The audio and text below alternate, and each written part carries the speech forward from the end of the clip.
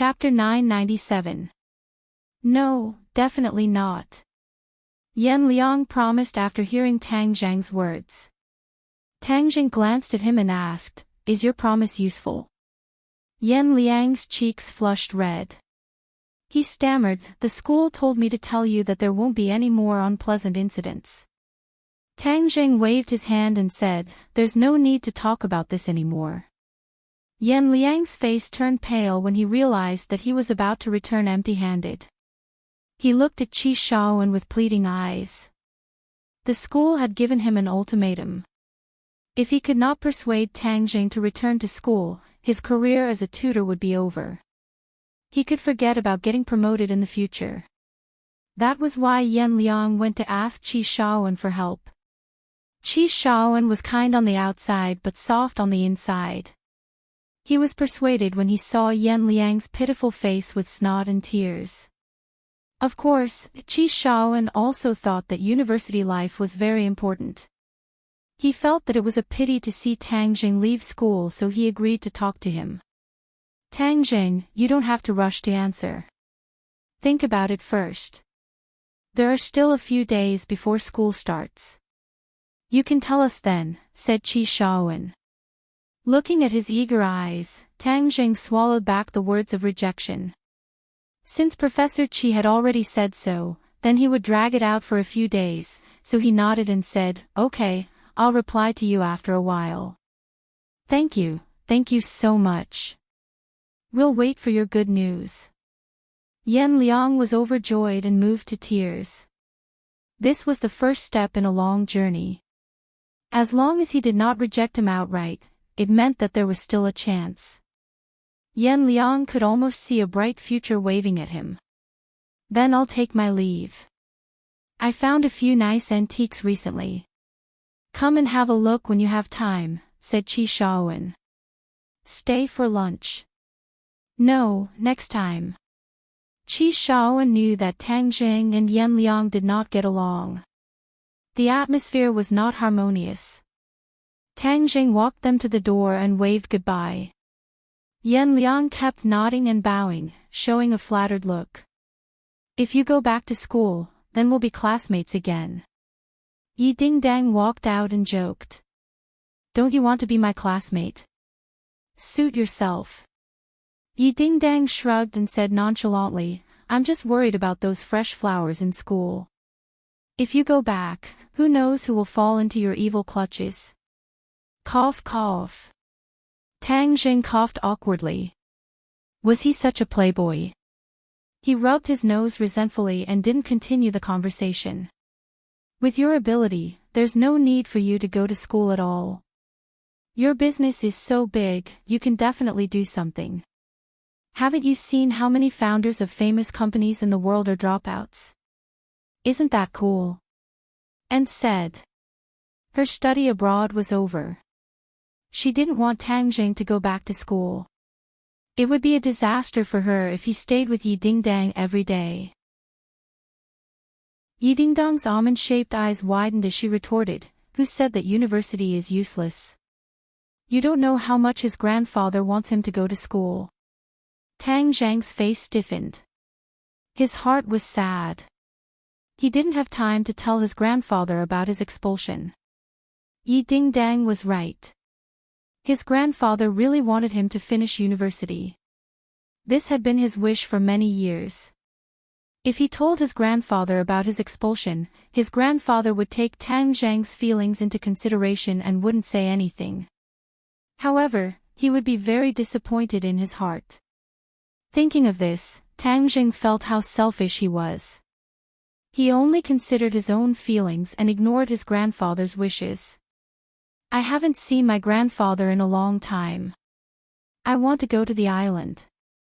Moreover, school is about to start, so I need to bring Shishir and the others back." "You want to go to the island? I'll go with you. I haven't been there before." Yi Dingdang immediately volunteered. "I'll also go." And said, not to be outdone. "None of you can go. I'll go alone and we'll be back soon. Moreover, it will be in a way that you will never expect." Tang Zhang said mysteriously. What way? Let's keep you in suspense first. Humph, deliberately mystifying. Yi Dingdang glared at him. Tang Zhang walked straight to the backyard. The others followed him. They wanted to see what he was going to do. Standing in the backyard, Tang Zhang looked around. Then, he circulated his qi. Whoosh, whoosh, whoosh. Several streams of qi shot out in all directions. In the blink of an eye, several complex patterns appeared on the ground. They flickered a few times and then disappeared. The others stared with wide eyes but couldn't see anything. Tang Jing, you're setting up an array. Empyrean Fairy suddenly walked over. Her eyes lit up as she stared at the ground. You saw through it. Tang Jing clapped his hands. Success. What kind of array is this? It seems to have some skill. Empyrean Fairy curiously asked. You can't recognize this array. Tang Zhang was surprised. There are thousands of arrays. How can I recognize all of them? Then allow me to keep you in suspense. You'll know soon enough. Empyrean Fairy frowned. Seeing that Tang Zhang had made up his mind, she didn't ask any more questions. However, her curiosity was completely aroused by Tang Zhang. She walked around the backyard a few times but still couldn't see anything. I'm going to the island to pick someone up. You guys stay at home. I'll be back soon, and I'll be back in an unprecedented way. Tang Zhang smiled mysteriously. Yi Dingdang grabbed him and threatened, You still dare to keep us in suspense. Are you going to tell us or not? What's going on? Tang Zhang raised his neck like a martyr. He said vehemently, I won't give in to force. I won't tell you. Seeing his comical appearance, Yi Dingdang pinched him hard and said, You're getting more and more cunning. You're going back to the island. Say hello to the people on the island for me. Wu Junshan, Lan Yu, and the others walked over. Many of Wu Junshan's subordinates were still on the island, so they couldn't help but miss them. Don't worry. It'll be easy for you to see them in the future. How is that possible? Lan Yu was in disbelief. The capital was thousands of kilometers away from the island. One had to switch between many different modes of transportation. It was truly troublesome to make a trip back and forth. How could it be easy? Seeing that they didn't believe him, Tang Jing didn't point it out. He waved his hand and strode out of the villa. In the blink of an eye, he had left the capital. He then flew toward the island on his sword. Not long after, he arrived above the vast sea. The azure sky and the seawater formed a beautiful contrast. It was exceptionally magnificent.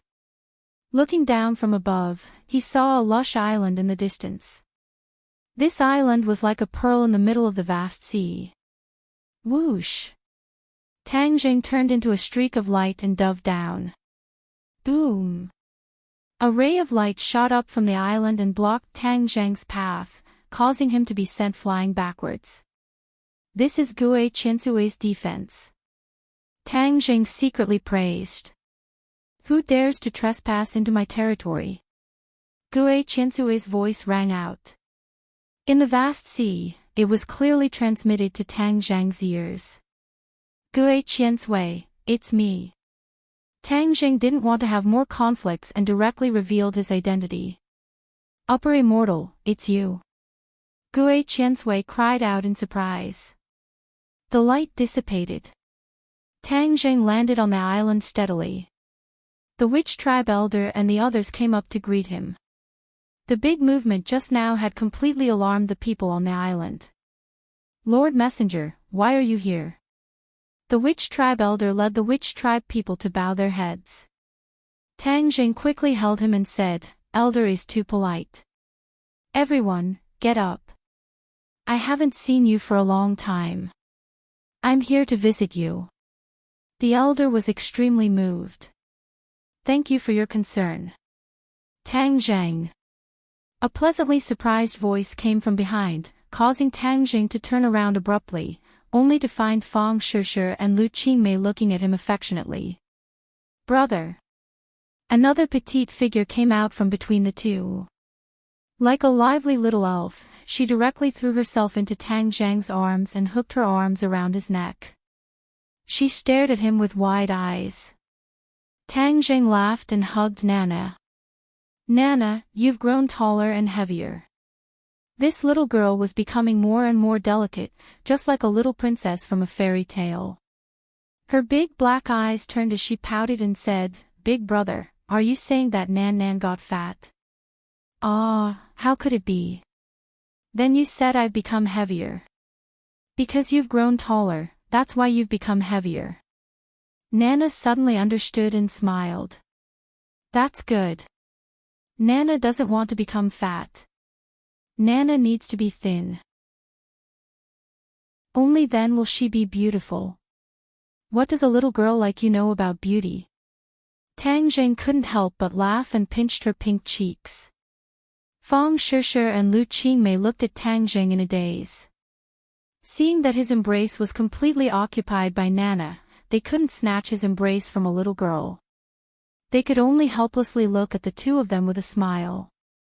"All right, come down." Tang Jing put down Nana. The little girl was reluctant to part with him and pouted. Tang Jing stretched out his arms and tightly hugged Fang Shishir. Fang Shishir closed her eyes sweetly and snuggled against his broad chest, a sweet smile appearing on her lips. "I've come to pick you guys up," Tang Jing said softly. Fang Shishir leaned her head on his shoulder and whispered, "I missed you." After saying this, she wrapped her arms around his waist. "I missed you too." Tang Jing hugged her tightly as if he wanted to rub her into his body. Seeing that everyone was looking at her, Fang Shishir was both happy and shy. She whispered, "Everyone's looking." Tang Jing didn't care and said, "Let them look." Lu Qingmei's eyes were fiery as she looked at this scene with envy. If only she was in that embrace. But because of her identity, she couldn't openly lie in that warm embrace. Thinking of this, she couldn't help but feel a little disappointed. Tang Jing raised his head and happened to see Lu Qingmei. His heart moved and he let go of Fang Shishir. He strode in front of Lu Qingmei and hugged her in his arms. Lu Qingmei's body stiffened and her heart suddenly tightened as if it was about to stop beating. Her cheeks were red like fire. She didn't expect that Tang Jing would dare to do such a thing in front of everyone. She was at a loss for a moment. "Sister Mei, I missed you too," Tang Jing whispered in her ear. Chapter 998. Tang Jing calmly separated and hugged the elder. He even hugged the witch clan warrior beside him, as if he was hugging a group of old friends, and perfunctorily passed by. Fang Shishir was immersed in her own emotions, and did not notice the unusual and subtle relationship between the two of them. "Little Jing, you're here." An old voice sounded, and a figure with vigorous steps walked over from afar. Tang Zhang's expression changed slightly. He became excited and quickly welcomed the person, cheering, "Grandfather." Tang Dahai's mental state was much better than before. He was in high spirits, and even the wrinkles on his face were fewer. He laughed heartily at Tang Jing. Tang Jing hugged him and said excitedly, "Grandfather, I've come to see you. Little Jing misses you so much." The reveal of his true feelings was moving. Tang Dahai patted Tang Zhang's back in relief and said, "You've matured a lot, and your body has become stronger." Tang Jing giggled a few times and asked, "Grandfather, how is your body? Are you used to living on the island?" Tang Dahai forced a smile and said, "What's there to be unaccustomed to? The air is good, there's no need to inhale smog, the scenery is charming, and everyone takes good care of me, just like at home." Even though he said that, Tang Jing could clearly see a trace of melancholy between his brows. His heart moved, and he understood that his grandfather's words were not sincere. With his personality, he would definitely not be used to living in this kind of place. Moreover, he did not even have a familiar friend, so he could not help but feel lonely. "Grandfather, this time I'm here to bring you back to live," Tang Zheng said impatiently as his heart ached. "Bring me back." Tang Dahai was shocked, then overjoyed, but his expression quickly darkened, and he said worriedly, "I heard that the environment in the country is very dangerous. When I go back, will I cause you trouble? I think it's better if I stay here. Having someone take care of me every day is already a blessing. I never dared to imagine such a life in the past." "Grandfather, don't worry. With me here, no one can hurt you." Tang Zheng patted his chest and promised. "Really?" Tang Dahai was skeptical. Tang Zheng laughed. "Grandpa, I'm here to pick you up. Don't worry." Tang Dahai breathed a sigh of relief and smiled as if relieved of a heavy burden. "If that's the case, it's good to go back." Many buildings had already been built on the island, making it look like a holiday resort. Under the guidance of the elder, Tang Zheng gradually experienced the atmosphere of the island. The elder acted as a narrator, and the grass and objects gradually became lively under his introduction. "Elder, it's been hard on all of you. You've built such a big home from scratch." The elder laughed. "Lord Envoy, we are not at all tired. It is a wonderful thing for the witch clan to build their own home. If not for Lord Envoy, we would not have had this opportunity." After a pause, the elder continued, "Lord Envoy, according to your instructions, we have already established a holy land." "Oh. Really?" Tang Zheng was shocked. This was just something he casually mentioned when he gave the spar to the elder. He did not think that he would actually start to establish it. He was truly a man of action. "We did it according to our own ideas. As for the specific improvements, we will make them after Lord Envoy points them out," the elder said modestly. "Let's go take a look at the sacred ground first." Tang Zheng was in high spirits, and the group of people walked towards the depths of the island. The other witch clan members automatically retreated, and did not continue to follow. There are no rules, the sacred ground is of utmost importance. Outsiders are not allowed to enter, and the witch clan is not allowed to enter any time and anywhere. This can guarantee the sacred place of the sacred ground in everyone's hearts. The elder clearly saw through Tang Zheng's doubts and explained. Tang Zheng nodded in understanding. As for Lord Envoy's relatives and friends, they are not within this range. They can enter the sacred ground at any time.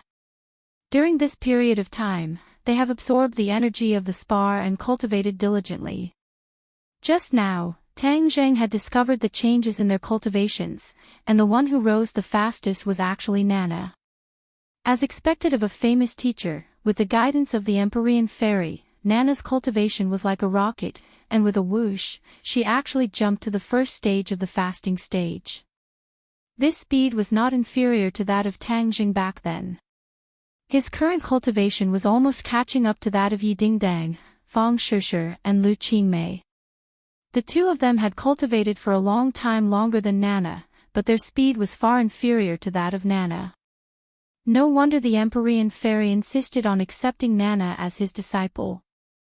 Her talent was incomparable, and in time, Tang Zheng was completely unable to predict how much her cultivation would increase to. Of course, although Nana's cultivation was high, she was still a child after all. Her mind was not mature, and her fighting strength was greatly reduced. She could not even compare to an ordinary cultivator in the foundation establishment stage. Tang Zheng did not want to rush the seedlings to help them grow, so he did not have high expectations for Nana. Her development had already exceeded his expectations, which made him very gratified. As for Fang Shishir, her cultivation had also advanced by leaps and bounds, and she had already reached the 5th level of fasting. It could be seen that she had worked very hard during this period of time. Lu Qingmei was slightly inferior, but she also had the cultivation of the 2nd level of fasting. The weakest was Tang Dahai. He was already old, and cultivation was more for him to strengthen his body. That was why he was only at the 4th level of the foundation establishment stage. Actually, we have to thank the elder for his guidance. If not for the elder's careful guidance, our cultivation would not have advanced by leaps and bounds. Hearing the elder's praise, Fang Shishir said with a smile that was like a flower. No, I'm just giving you some superficial insights. It's mainly because you have high aptitudes and are hardworking in your cultivation. The elder waved his hand, not daring to claim credit. Stop flattering each other. In short, everyone is very powerful. Tang Jing concluded. Lord Envoy, actually, everyone should thank you the most. Because you provided the spar and everyone absorbed the energy of the spar, their cultivation was able to increase by leaps and bounds. The elder said sincerely. How are the spar now? Tang Zhang's heart moved, and he asked curiously. The elder pointed forward and said, We have arrived at the sacred land. Lord Envoy will know when you see it. Looking up, the scene in front of him changed drastically. The tropical plants became more and more lush, and the lotus leaves were infinitely green. The densely packed branches formed a dome above his head, completely covering the space in front of him, as if there was another world inside. A huge stone tablet stood in front of the dome with the word Sacred Land written on it. There were many complicated patterns on the stone tablet that flickered with a mysterious light. The elder channeled his energy into the stone tablet, causing it to flicker with light. The dome let out a rustling sound, and the branches came to life, quickly retreating backwards. In the end, a door and a path were revealed. Lord Envoy, please enter. Tang Zhang raised his foot and walked in. There was actually a different world inside the dome. It was a huge space, the spar was placed in the middle, and there were many people sitting around it. Their palms were placed on the spar, and they were continuously absorbing the energy to cultivate. The spar became transparent, and the strange creature inside could be clearly seen. Everyone was already used to it, so they did not take it seriously. When Tang Jing saw this spar again, he subconsciously thought of the spar that the Azure Dragon Palace worshipped and sealed himself. Xian Yin and this unknown creature must have come from the sky beyond heaven, but Xian Yin could break the seal on his own, and this unknown creature could not. The spar was slightly smaller than before, so for the time being, this unknown creature did not have the chance to be born. Has there been any abnormality in the spar during this period of time? Tang Jing asked. The elder pondered for a moment, then shook his head and said, According to our observation, there is nothing unusual. Tang Jing muttered to himself and nodded. It's done just like that. No one could tell what was going on and could not help but be puzzled.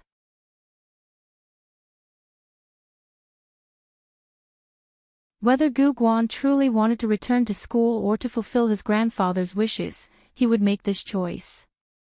Filial piety was the most important virtue of all. Fang Shishir was also a traditional girl at heart. She admired Tang Jing for this very much. She couldn't help but smile. That night, Tang Jing drank a lot. In the end, he didn't use his martial arts to dissolve the alcohol, so he was drunk. In a daze, a soft body slipped into his arms. At first, she was Fang Shishir, then Yi Dingdang, then Lu Qingmei, Wu, Mu Hongyan.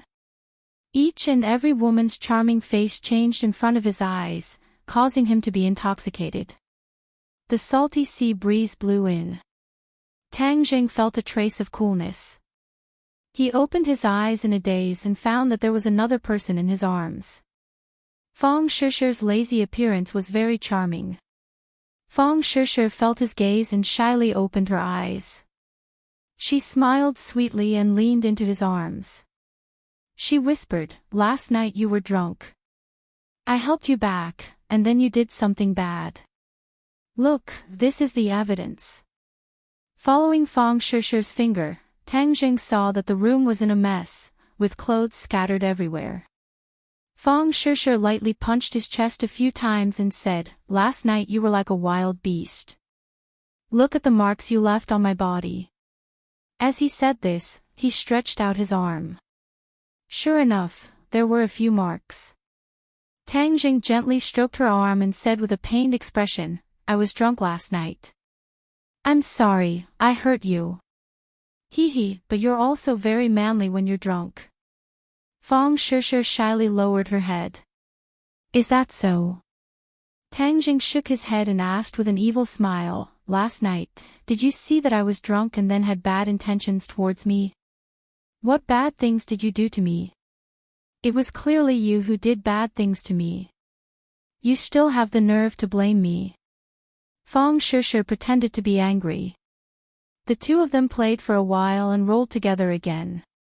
After a long time, they got up and washed up. After breakfast, the group of people arrived in front of the transmission array. There were already a lot of people gathered here, and everyone was filled with anticipation towards the Lord Envoy. "This is the transmission array. It will open up a passage between our island and the capital, and then we will be able to travel freely. This is extremely important to us. Everyone can concentrate on cultivating on the island, and also go to the bustling city to train. Combining theory and practice, this way, our strength will not be a castle in the air, but a solid foundation." After Tang Jing passionately explained for a while, everyone's emotions were stirred up, and their eyes burned with passion. Tang Jing took a deep breath. This was the first time he had set up a transmission array, and this transmission array was different from the one in the Ghost Realm.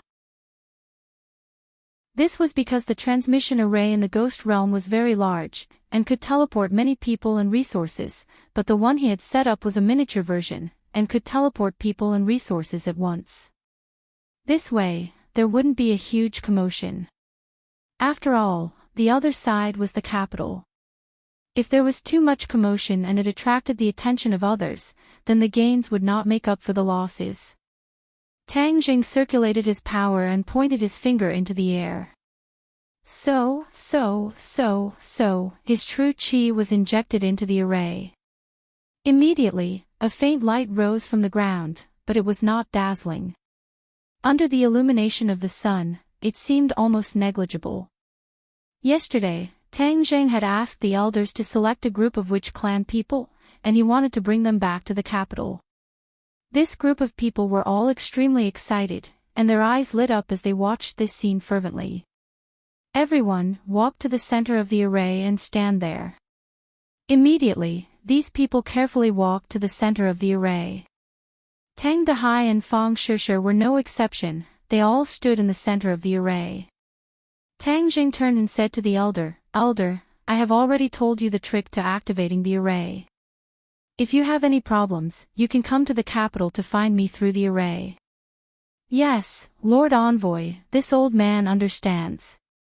I wish Lord Envoy a safe journey." Everyone waved goodbye.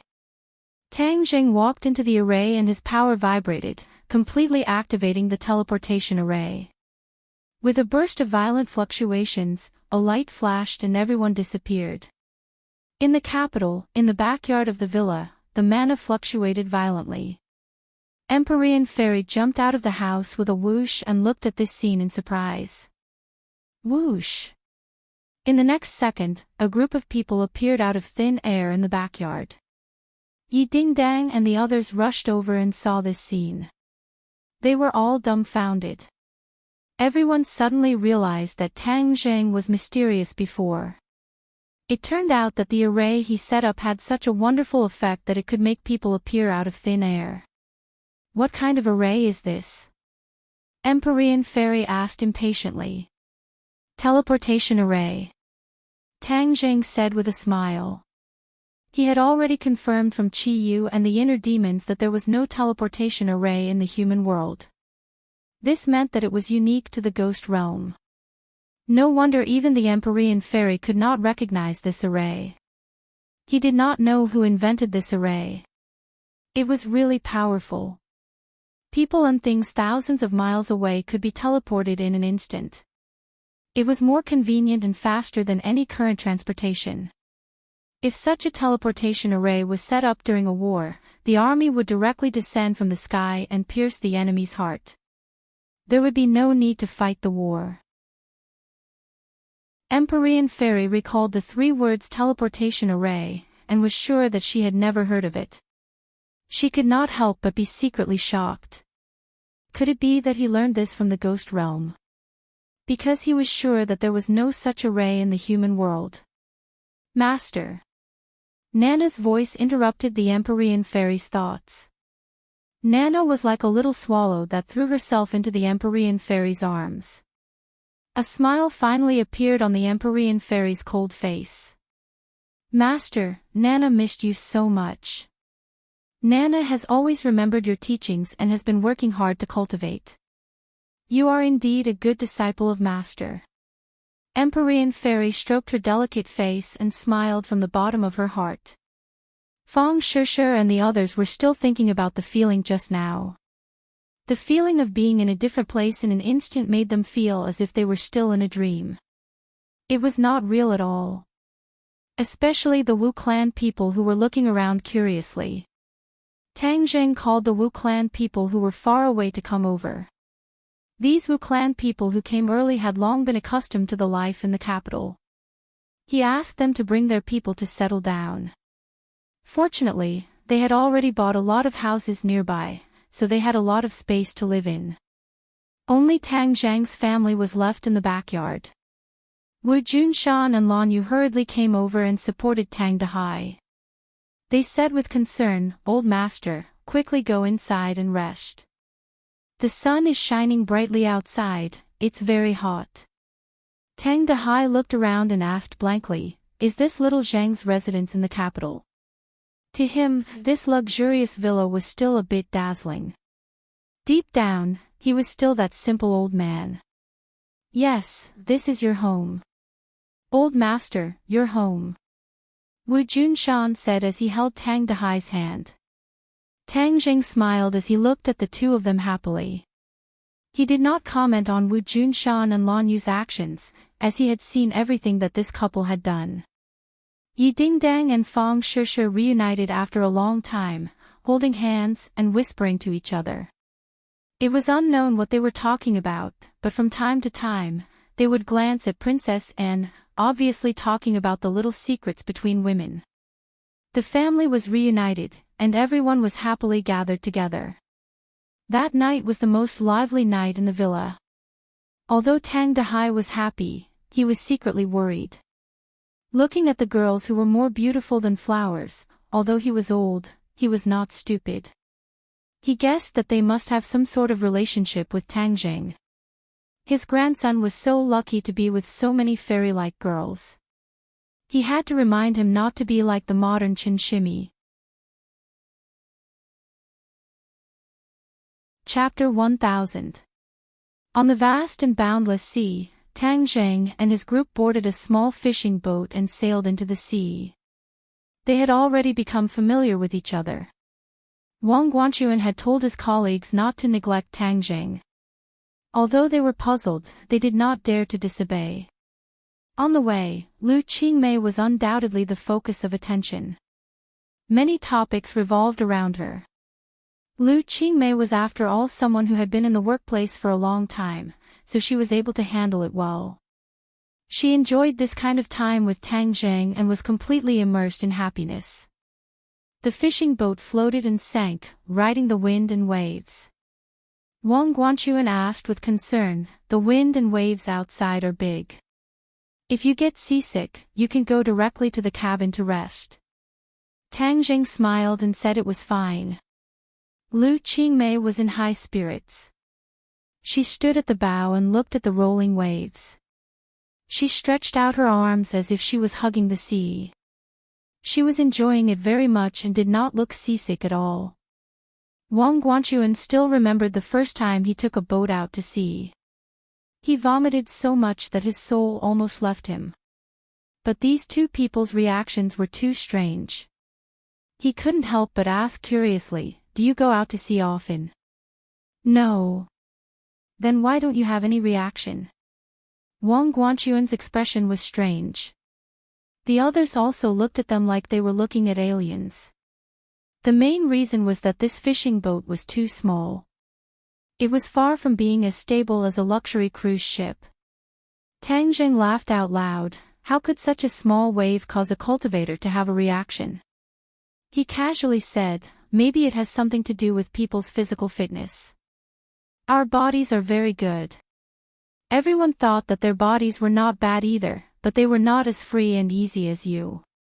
The small fishing boat rode the wind and waves and gradually sailed into the deep sea. Looking at the sea, people couldn't help but feel a sense of insignificance. In the distance, they saw a huge yacht. The white yacht was bathed in the sun and had a beautiful luster. It made people deeply attracted by its charming figure.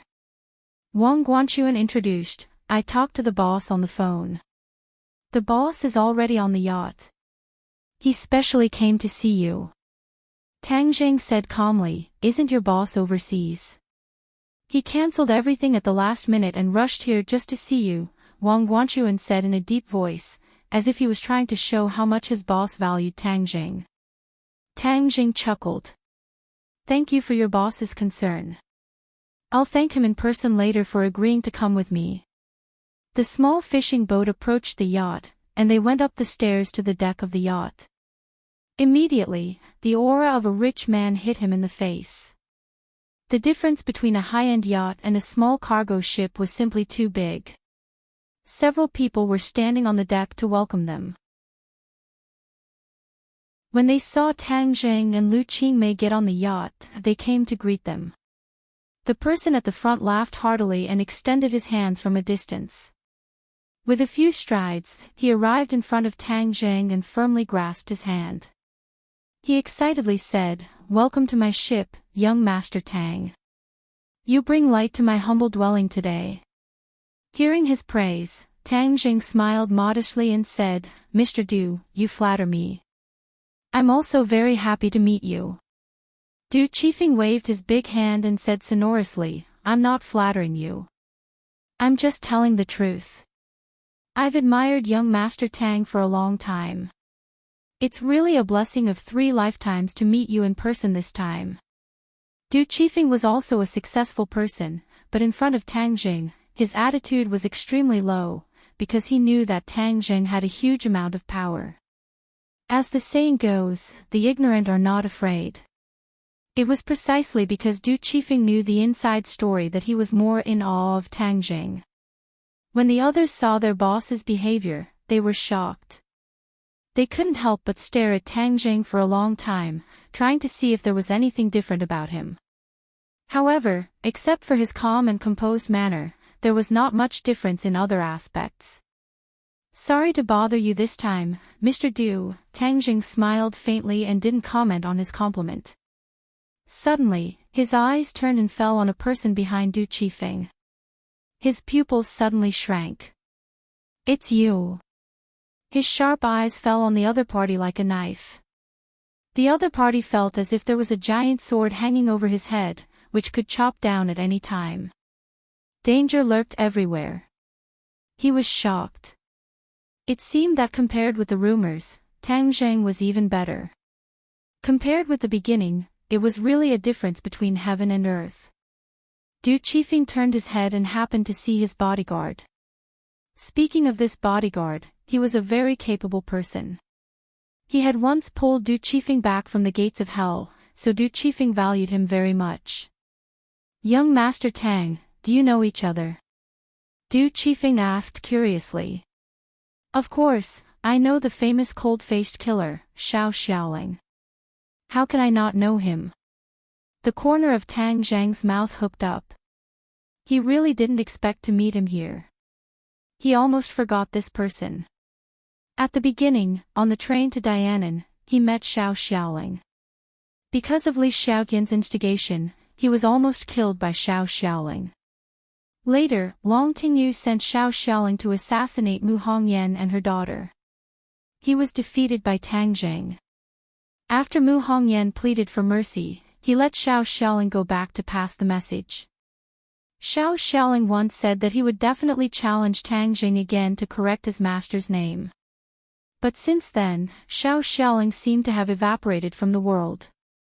There was no news and he never appeared.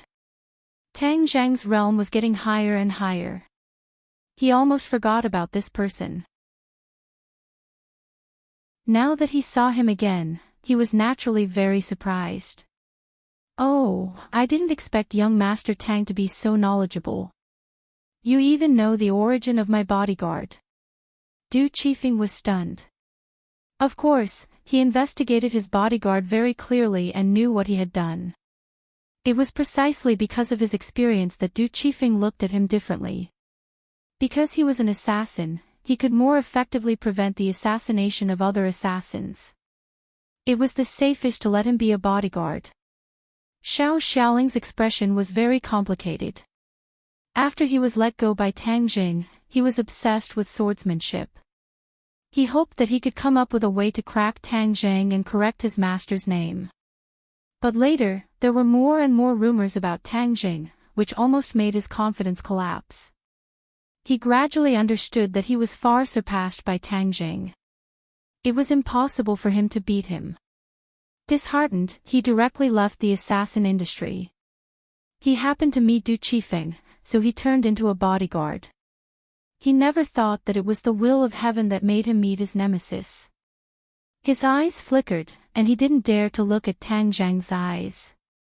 But in the end, he still raised his head. His eyes flashed and stared at Tang Jing. For a moment, the atmosphere was a little strange. Du Qifeng was also a smart person. He immediately noticed the clues.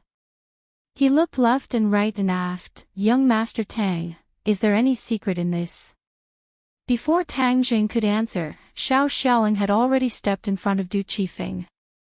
He faced Tang Jing and said coldly, "Tang Jing, I want to challenge you." Challenge? Everyone was shocked. Other employees didn't know the details of Tang Jing, but they heard a lot of rumors about the boss's mysterious bodyguard.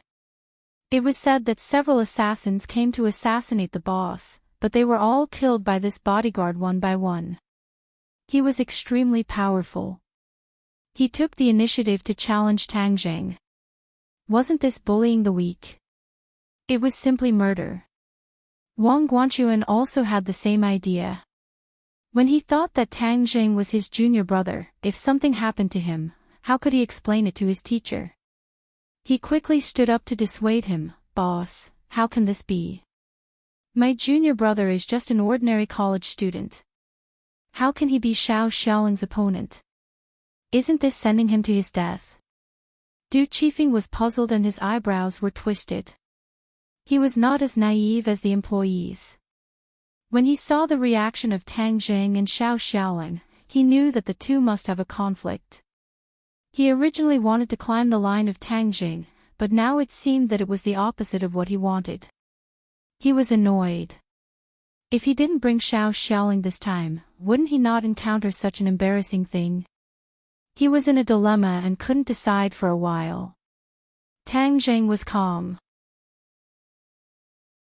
If it was before, he would face Xiao Xiaoling as if he was facing a great enemy, but now he couldn't make any waves. Challenge? Do you really have this confidence? Have you really practiced your swordsmanship to this level? Tang Jing asked with a smile. Xiao Xiaoling didn't have much confidence, but he didn't back down. He said, "A real man has to do something. Sometimes, knowing that there is a tiger in the mountain, he goes to the tiger mountain. Some things have to be done." You have a little more courage and spirit than before. Tang Jing joked with a smile. One person is responsible for one's actions. This is the grudge between us. Please don't involve Mr. Du, he is my benefactor. You can't hurt him because of me. Xiao Xiaoling was afraid of venting his anger on Du Qifeng, so he said in advance. Xiao Xiaoling, you. Du Qifeng's heart moved. For a moment, he didn't know what to say. He didn't expect him to be so righteous. Xiao Xiaoling cupped his hands to Du Qifeng and said, "Mr. Du, I can only repay your kindness in my next life." Du Qifeng's mind was full of thoughts. He said, "Don't say that. You still have a good time. Why do you do stupid things?" Du Qifeng had heard too many rumors about Tang Jing. Those brilliant achievements were like medals of victory hanging on his chest, which made it impossible for people to turn a blind eye to them. "There are some things that must be done, even if they die," Xiao Xiaoling said resolutely.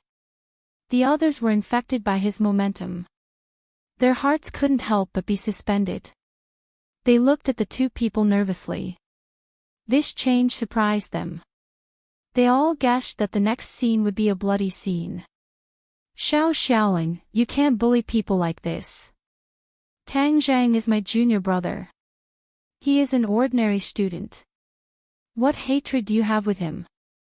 What resentment do you have to be so ruthless that you have to take his life?" Wang Guanchuan blushed and asked angrily. Xiao Xiaoling didn't look at him at all. He just stared straight at Tang Zhang. Tang Zhang patted Wang Guanchuan on the shoulder and comforted him. "Brother Wang, don't worry about me." Wang Guanchuan was burning with anxiety. He was like an ant on a hot pan.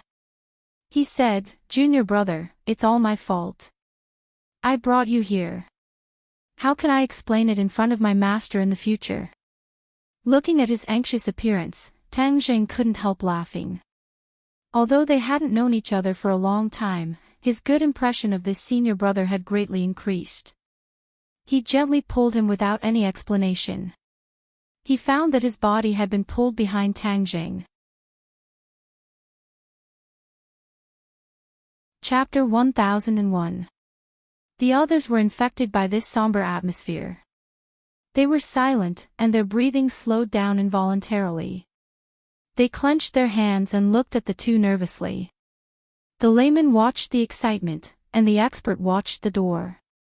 In the eyes of the layman, Tang Zhang stood steadily, indifferent, like a lamb waiting to be slaughtered. Xiao Xiaoling's murderous aura was awe-inspiring, like an unsheathed sword, showing its sharpness. Whoosh!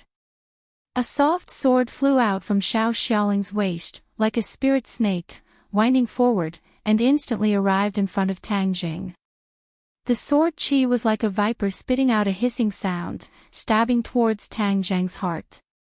Xiao Xiaoling was an assassin, and he went straight to the vital point. This was his habit and reaction developed from years of training. The others' breathing stopped at this moment. They were all frightened by this sword, as if it was coming for them. The next second, their hearts would be pierced by this sword. The tip of the sword went straight to Tang Zhang's heart. He finally moved. He shot like lightning. His body did not move at all, like a towering mountain, immovable. But his hand was so fast that almost no one could see the trajectory. Xiao Xiaoling's pupils suddenly shrank, and his heart seemed to burst out of his throat. But he still did not turn back and tried his best to win. Ah! Suddenly, there was an explosion of exclamation. The others' eyelids suddenly jumped.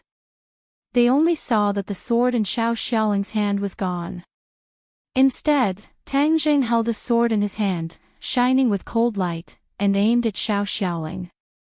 Xiao Xiaoling seemed to have been immobilized.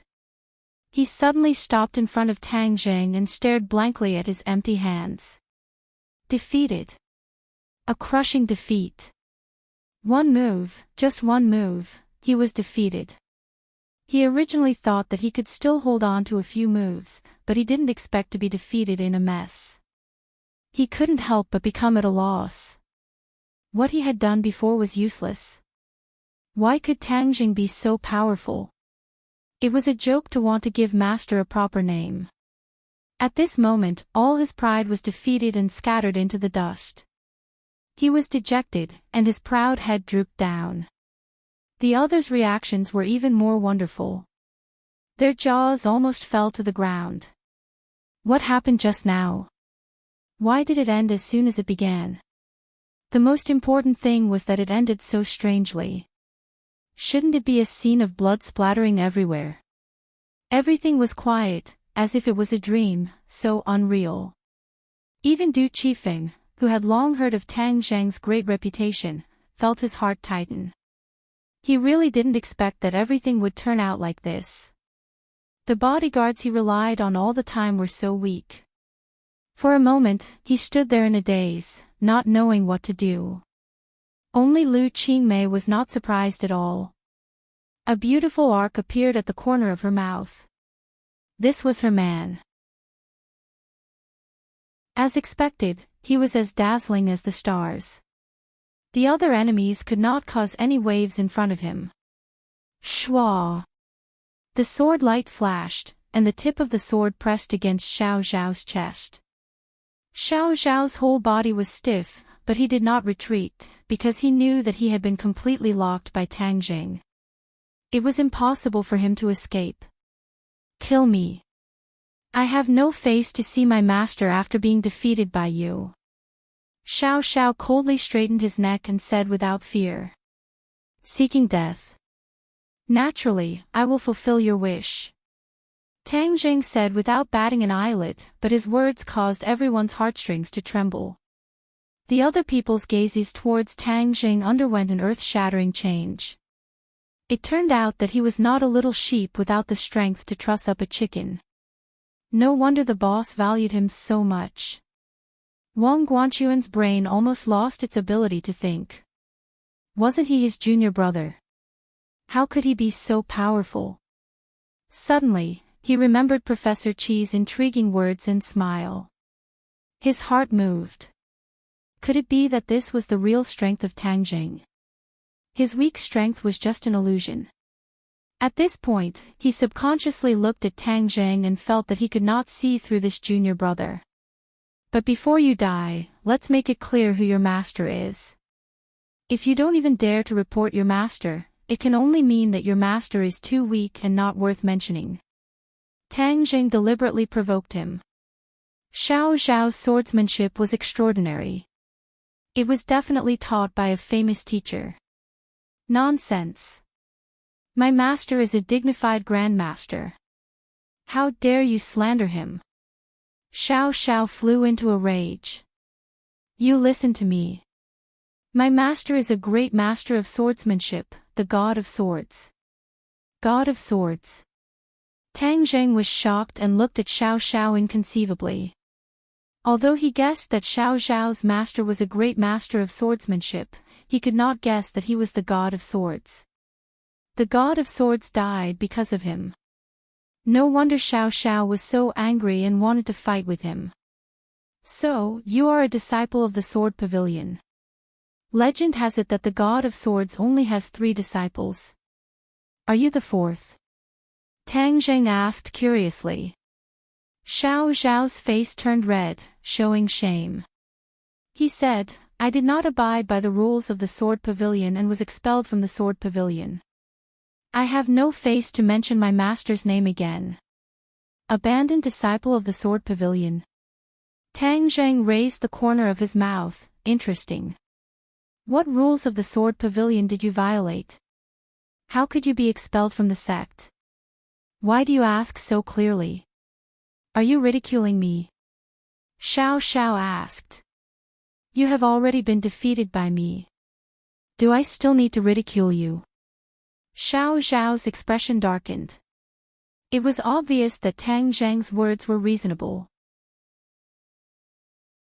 He hesitated for a moment and said, My master is a great master of his generation, the master of the Sword Pavilion, but he was restrained and insulted by the Lord.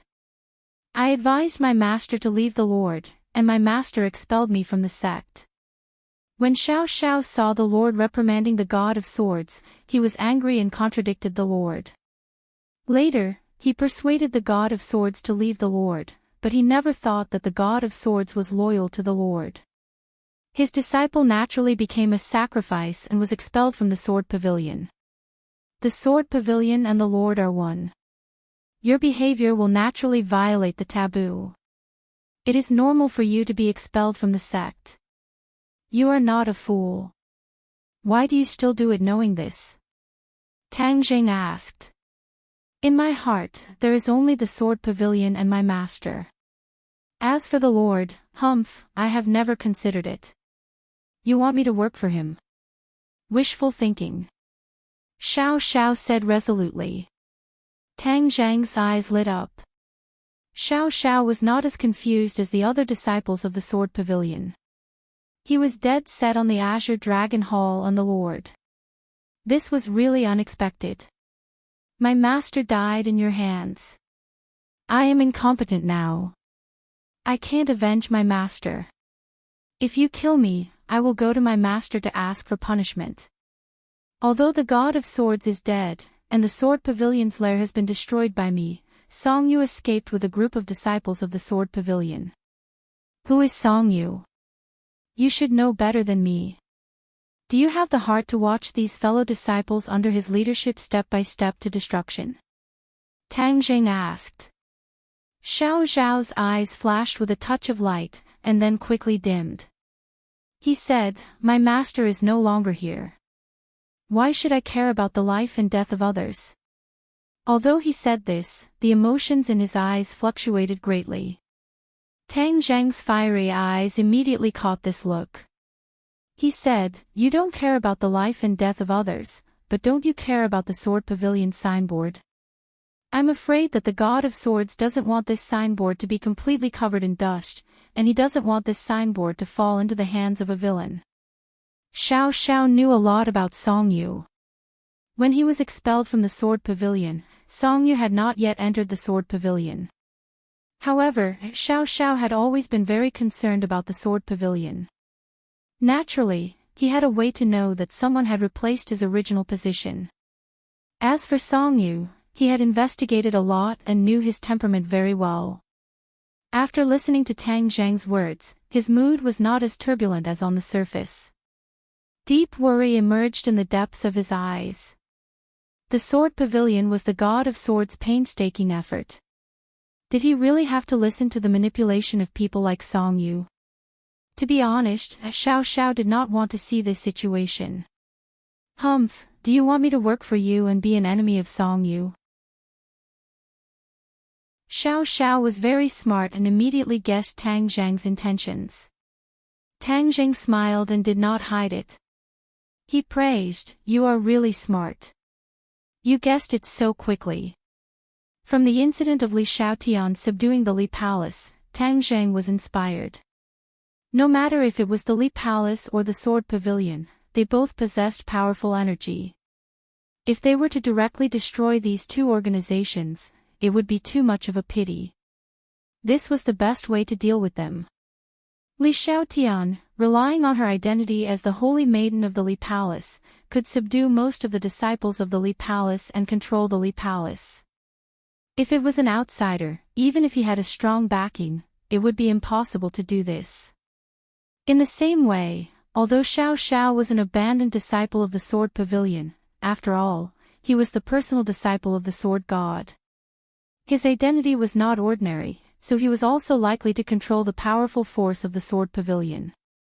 Seeing that Tang Jing did not deny it, Xiao Xiao snorted and said disdainfully, You are dreaming. You killed my master, but you still want me to obey you. Do you think it is possible? Unless it is the next life. So determined. Tang Jing chuckled. Xiao Xiao snorted and simply turned his head away. He was too lazy to look at Tang Jing. But his attitude had shown that he would not obey Tang Jing at all. The atmosphere became more and more tense, and the others felt that their breathing was stifling, especially Du Qifeng. His heart was filled with apprehension. This time, he had completely offended Tang Jing, so how could he have a chance to climb this line? If Tang Jing did not vent his anger on him, then he would thank the heavens. Du Qifeng took a deep breath and bit his tongue. The sharp pain made his nervous nerves relax for a moment. He suppressed his anxious mood and said cautiously, Young Master Tang, there's definitely still room for negotiation. Before he finished speaking, Xiao Xiao had already shouted, Boss, don't say it. This is a personal grudge between me and him. I believe he will not vent his anger on you. Although he and I are enemies, I know his style of doing things very well. He will not vent his anger on the innocent. You know me quite well. Tang Zheng laughed involuntarily. I have always studied my enemies carefully. Of course, I know your style of doing things very well. With your understanding of me, do you think I will kill you? Tang Zheng asked with interest. Although you are not an evil person who kills innocent people, you have never been merciful to your enemies. How can I have a chance to live? Xiao Xiao laughed at himself. Sure enough, it is very accurate. Tang Zheng sighed and stabbed with his sword. Puff!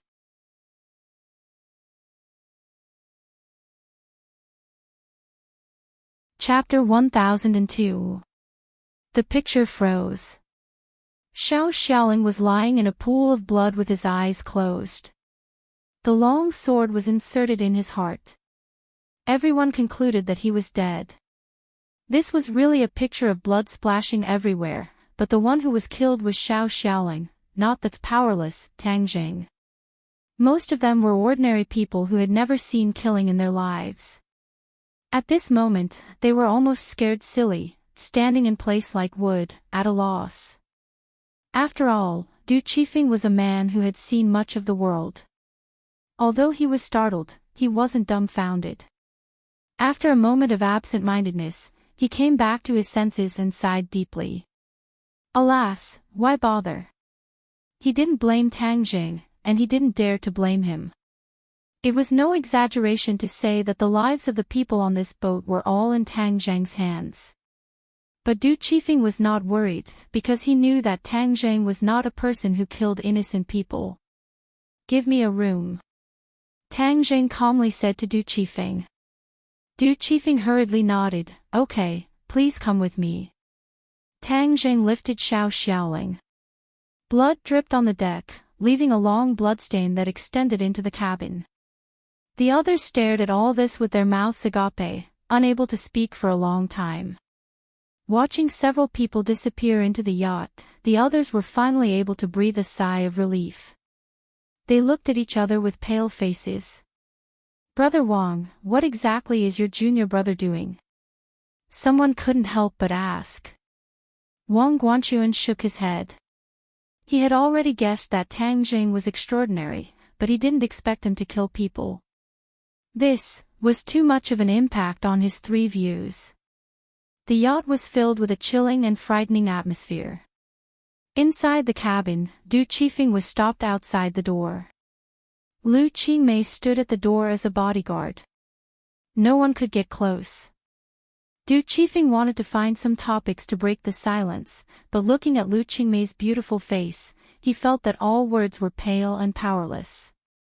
He remembered very clearly that Lu Qingmei didn't even blink in the face of that scene. Sure enough, none of the people around young Master Tang are easy to deal with. Even this seemingly weak beauty is not an ordinary person. Du Qifeng was filled with emotions. Although he was usually in high spirits, he also felt a sense of pressure in front of Lu Qingmei. Thus, he said embarrassedly, just let me know if you need anything. I'll be right outside. Lu Qingmei nods solemnly. Du Qifeng turns around and leaves. When Du Qifeng came to the deck, the others gathered around him and started asking questions. Boss, what's going on? Who is that person? How dare he kill people? Yeah, this is murder. What should we do? I saw that he didn't even blink. Will he kill us? Seeing that everyone was still in a state of shock, Du Qifeng reached out his hand and pressed down. The others immediately quieted down and looked at him with burning eyes. Don't worry, everyone. There will be no problem with your personal safety. That's just a personal grudge between young Master Tang and Xiao Xiaoling. Young Master Tang is clear about his grudges and will never involve the innocent. Du Qifeng comforted. But that's murder. Isn't he afraid of leaking the news and then silencing us? Du Qifeng laughed. His eyes narrowed into two slits. He said, if anyone wants to report young Master Tang, go ahead, but I guarantee that he will regret it. I don't dare, I don't dare. Everyone quickly waved their hands in panic. Du Qifeng saw that Wang Guanchuan didn't say a word. He patted him on the shoulder and said, "Don't let your imagination run wild. Your junior brother is not simple. How can this wind and waves overturn his huge ship?" Wang Guanchuan suddenly raised his head, stared at Du Qifeng and asked, "Boss, what kind of person is my junior brother?" Seeing that he actually asked such a question, Du Qifeng laughed and said, "Guanchuan, you don't even know the details of young Master Tang. Alas, what can I do for you? You have a treasure mountain but you don't know it. Do you know how many people want to climb the line of young Master Tang but can't do it? This is your opportunity. Don't miss it." "What kind of person is my junior brother?" Wang Guanchuan persistently asked. "He." Du Qifeng thought for a while and said in a deep voice, "His glorious deeds can't be explained in a few words, but you just need to remember that he's someone we can't afford to offend. Someone once made an enemy of him, but in the end, they disappeared and turned into the dust of history. The Chu family and the Song family in the capital are one of them." "The Chu family and the Song family in the capital?" These words exploded in everyone's ears like thunder, making them feel dizzy and disoriented. There were huge waves in their hearts. Although these two families were too far away for ordinary people, there were many rumors on the streets. They had heard a few words and knew how powerful these two families were. Some time ago, the news of the two families' sudden destruction had become the topic of conversation during their leisure time, but they didn't expect that the person who caused this change was standing in front of them. This matter was far more shocking to them than just killing someone, because to do this was 1,000,000 times more difficult than killing a person. Everyone looked at each other and couldn't speak for a long time because they really couldn't find words to describe their mood. Du Qifeng was not surprised by their reaction. He warned them, "Now you understand my good intentions, right? So, keep your mouths shut. This is the only way to protect yourself. Otherwise, don't blame me for not warning you if you get into trouble in the future." Everyone was like a chicken pecking at food. They kept nodding and said in horror, "Understood, boss, don't worry, we will never say half a word." "What is young Master Tang doing now?" Someone glanced at the cabin and asked curiously. Du Qifeng was also very curious. He turned his head and looked at it. He quickly warned, "Don't inquire about what you shouldn't know." In fact, he was also very curious about what Tang Zheng was doing. What was Tang Zheng doing? After he put Xiao Xiaoling down, he put a few wounds on him to stop the bleeding. Xiao Xiaoling's life was hanging by a thread, and his vitality was almost completely cut off. That sword pierced his heart. If it weren't for his profound skill, he would have died. But in the face of modern medicine, the injury of this sword was still fatal. There was no effective way to save his life. However, Tang Zheng was a person who repeatedly created miracles. When he stabbed that sword, he already had a plan in mind. Therefore, he calmly took out a 9-turn soul return pill, pried open Xiao Xiaoling's mouth, and stuffed it in. The 9-turn soul return pill melted in his mouth and turned into a warm current that spread from his throat to his whole body, quickly exerting its medicinal effect. The wound in his heart was healing rapidly. The 9-turn soul return pill made this dying body glow with a strong vitality, just like a withered tree in spring. "Ah!" A cry of surprise came out of Xiao Xiaoling's mouth. He was like a suffocating person who suddenly breathed a mouthful of air. He suddenly opened his eyes, sat up, greedily took a big breath of air, and made a sound in his throat. His eyes were straight, and his scattered sight gradually focused, and he saw everything in front of him again. Just now, he had always thought that he was going to die, and even felt that he had seen the legendary underworld. In this life, as an assassin, he didn't know how many people had died in his hands. This time, he died in the hands of Tang Zheng. He didn't have much resentment. This was his destiny. He had already understood this. In fact, it was good to die. He could go to see his master and his fellow disciples. With them, he could find a real home. But somehow, as if there was an invisible big hand suddenly appeared, tightly grasping him. This force was so great that it directly pulled him back from the gates of hell.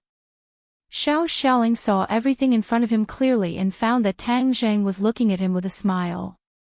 He was shocked and subconsciously stepped back, exclaiming, "What's going on? Am I not dead? Then do you think you are dead or alive now?" Tang Zhang shrugged and asked. As an assassin, Xiao Xiaoling certainly knew the means of killing people very well. The sword pierced his heart, and there was no possibility of survival. He suddenly bowed his head, and the clothes on his chest were dripping with blood. He quickly tore off his clothes and exposed his chest. Although his chest was covered with blood, there was no trace of a wound. He couldn't believe it. He kept groping around, but still couldn't find a wound. As if he had seen a ghost, he shouted, "What's going on? Don't you want to die? I'll help you." Tang Zhang said lightly. "Then why am I not dead now? You've already died once. This new life was given to you by me. You'll listen to me in your next life. This is your next life. As an assassin, you should keep your promises. Now, it's time to fulfill your promise." This was Tang Zhang's plan. Xiao Xiaoling was a talent, and he was once a disciple of the Sword Pavilion. It was most effective to use him to deal with Song Yu, who was erratic. Although he thought that Song Yu couldn't make any big waves, he didn't intend to take it lightly. There were too many salted fish turning over. Song Yu, this salted fish, may also turn over. Of course, he wouldn't give Song Yu this opportunity. Moreover, if Xiao Xiaoling unified the Sword Pavilion, the strength of the Lord would be weakened again, making him a commander without an army, which would be much easier to deal with. Xiao Xiaoling was stunned. His life was indeed saved by Tang Zhang. Did he really have to surrender to him? Suddenly, he was in a dilemma and didn't know what to do. "If you want to break your promise, then I'm wrong about you." "Humph, what cold-faced assassin, it turns out that you are a person who doesn't keep his word. The Sword Pavilion has cultivated such a person. Hee, the Sword God's reputation is nothing more than this." Tang Zhang said coldly. "You are not allowed to insult my master." Xiao Xiaoling's temples bulged high, and his eyes stared at Tang Zhang with fire. Tang Zhang was not afraid at all. Xiao Xiaoling's momentum gradually weakened. His heart turned 1,000 times, and finally, he powerlessly hung his head. "Tell me your decision." Tang Zhang roared, as if his voice was deafening.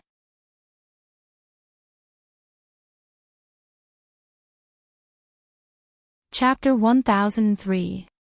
When the voice fell, Xiao Xiaoling's momentum changed greatly.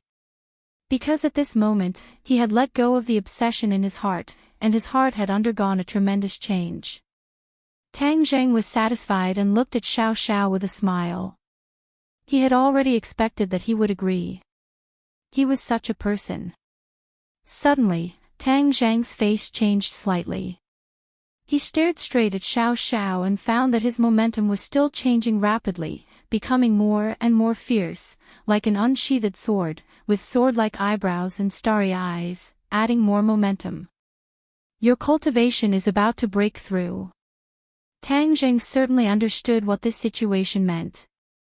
He didn't expect that the transformation of Xiao Xiaoling's soul would cause an earth-shaking change in his power. Actually, this was not something inconceivable. After all, the change in one's state of mind was closely related to one's cultivation. His transformation this time was equivalent to a new life, throwing away many of the shackles of the past. Xiao Xiao was also surprised. He didn't expect that there would be such a miraculous effect after he unloaded his burden. Ever since he was defeated by Tang Zhang, he had been working hard and cultivating diligently. He had already reached the 9th grade of the Khanate realm, which was already very impressive. Now that he had the opportunity, he was going to break through to the martial scholar realm. This was a crucial step for any martial artist. Greater than or equal to greater than or equal to greater than or equal to greater than or equal to. He gradually calmed his mind and concentrated on circulating his internal energy. He could hear the sound of his internal organs rumbling like a flood, while his bones and tendons emitting crackling sounds. A moment later, this strange sound gradually disappeared, and Xiao Xiaoling had completely transformed.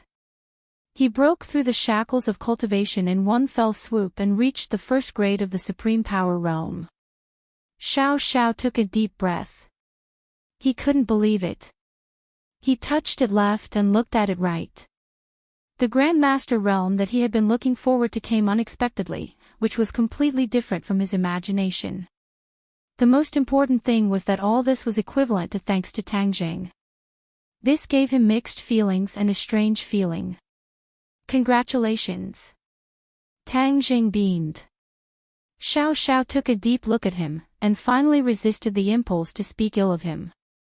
He simply said, "Thank you." Tang Jing struck while the iron was hot. "Since that's the case, you will listen to my orders from now on. I will help you take back the sword pavilion and let you control it. In addition, let me tell you something. The Li Palace is already in my hands." "What?" Xiao Xiao recovered from the surprise and looked at Tang Jing inconceivably. "How is that possible? Nothing is impossible in this world. Even the High Lords have to avoid me. How can these organizations escape from my grasp?" Tang Jing looked as if he had already won. Xiao Xiao's cold face changed, and he didn't know how to answer. Tang Jing ignored Xiao Xiao's complicated mood and went straight out of the door, leaving him to digest this change alone. Lu Qingmei hurriedly looked over. When she saw that Xiao Xiao was safe and sound, a strange color flashed across her face. She seemed to be surprised, but then she returned to normal and asked, "How is it?" "He has already submitted to me," Tang Jing said calmly. "Oh." Lu Qingmei's face didn't change at all. In her opinion, it was really amazing that Xiao Xiao came back to life. But after all, Tang Jing was the creator of miracles, so all this was reasonable. Tang Jing and Lu Qingmei came to the deck and found that other people were looking at them. Their eyes were very complicated. Du Qifeng hurriedly greeted them.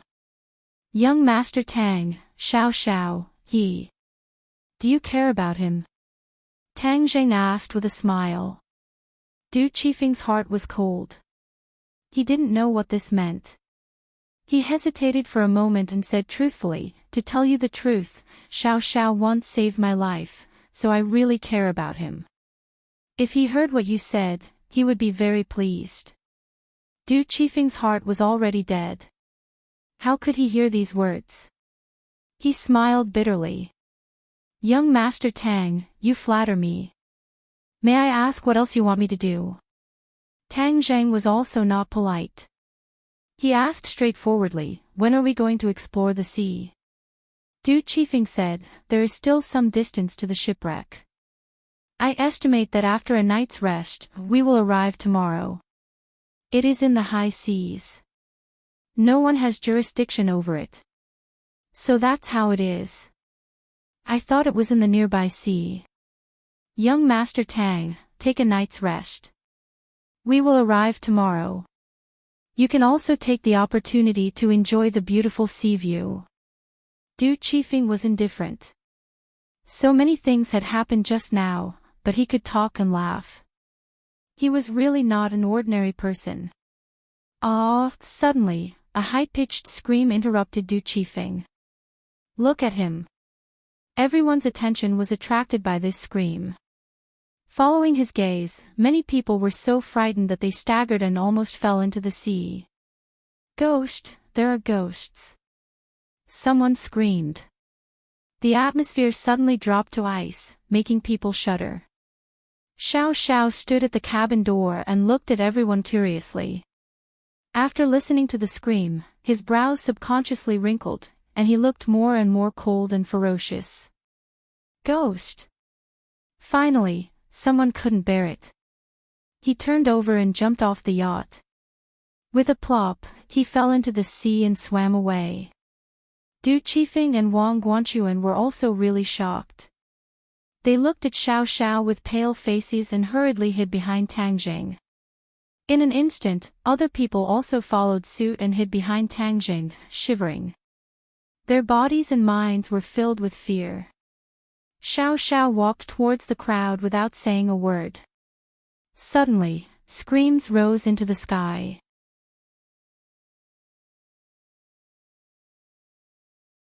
Originally, some people were worried that Tang Jing would kill them to silence them, but now it seemed that they did not need to worry about that.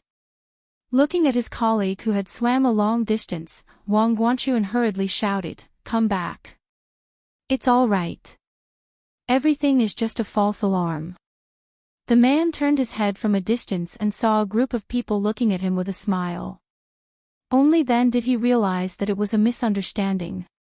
He swam back in embarrassment. This farce came to an end for the time being. Tang Zhang and Lu Qingmei snuggled up to the bow of the ship and watched the sunset. Many other people looked at them from a distance, but no one dared to disturb them. Du Qifeng took Xiao Xiaoling back to the cabin. Before he had time to speak, Xiao Xiaoling had already said, "Mr. Du, after this time, I'm afraid I can't follow you." Du Qifeng was surprised and said, "Why?" "Because I want to go with Tang Zhang." "Ah, go with him. Aren't you life and death enemies? That's already a thing of the past. Now it's different." Xiao Xiaoling said bitterly. "What's the difference?" Du Qifeng was ready to break the pot and ask to the end, because it was too difficult to find such a powerful bodyguard like Xiao Xiaoling. He didn't want to let him go unless he had to. "Because Tang Jing will definitely let me go, so I'll remind you in advance." Du Qifeng's face was stiff. This sentence was like a huge stone pressing down on him. No matter how many words he had to persuade him, they were choked in his throat. There was no way to spit them out. "You and him?" Du Qifeng asked hesitantly. "You'd better not inquire about me and him. In a word, thank you for taking care of me during this time." Xiao Xiaoling sighed. Du Qifeng heaved a long sigh and understood that things had come to this point and couldn't be disobeyed. He patted Xiao Xiaoling on the shoulder and said, "Well, young Master Tang is a very powerful person. It's good for you to follow him. We are also acquaintances. I hope you can say more good words in front of young Master Tang in the future."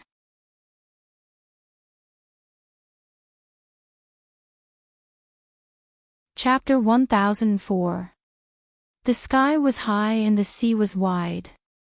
The sun shone on the surface of the sea. The yacht's engine had been turned off. It floated on the surface of the sea and arrived at the shipwreck site.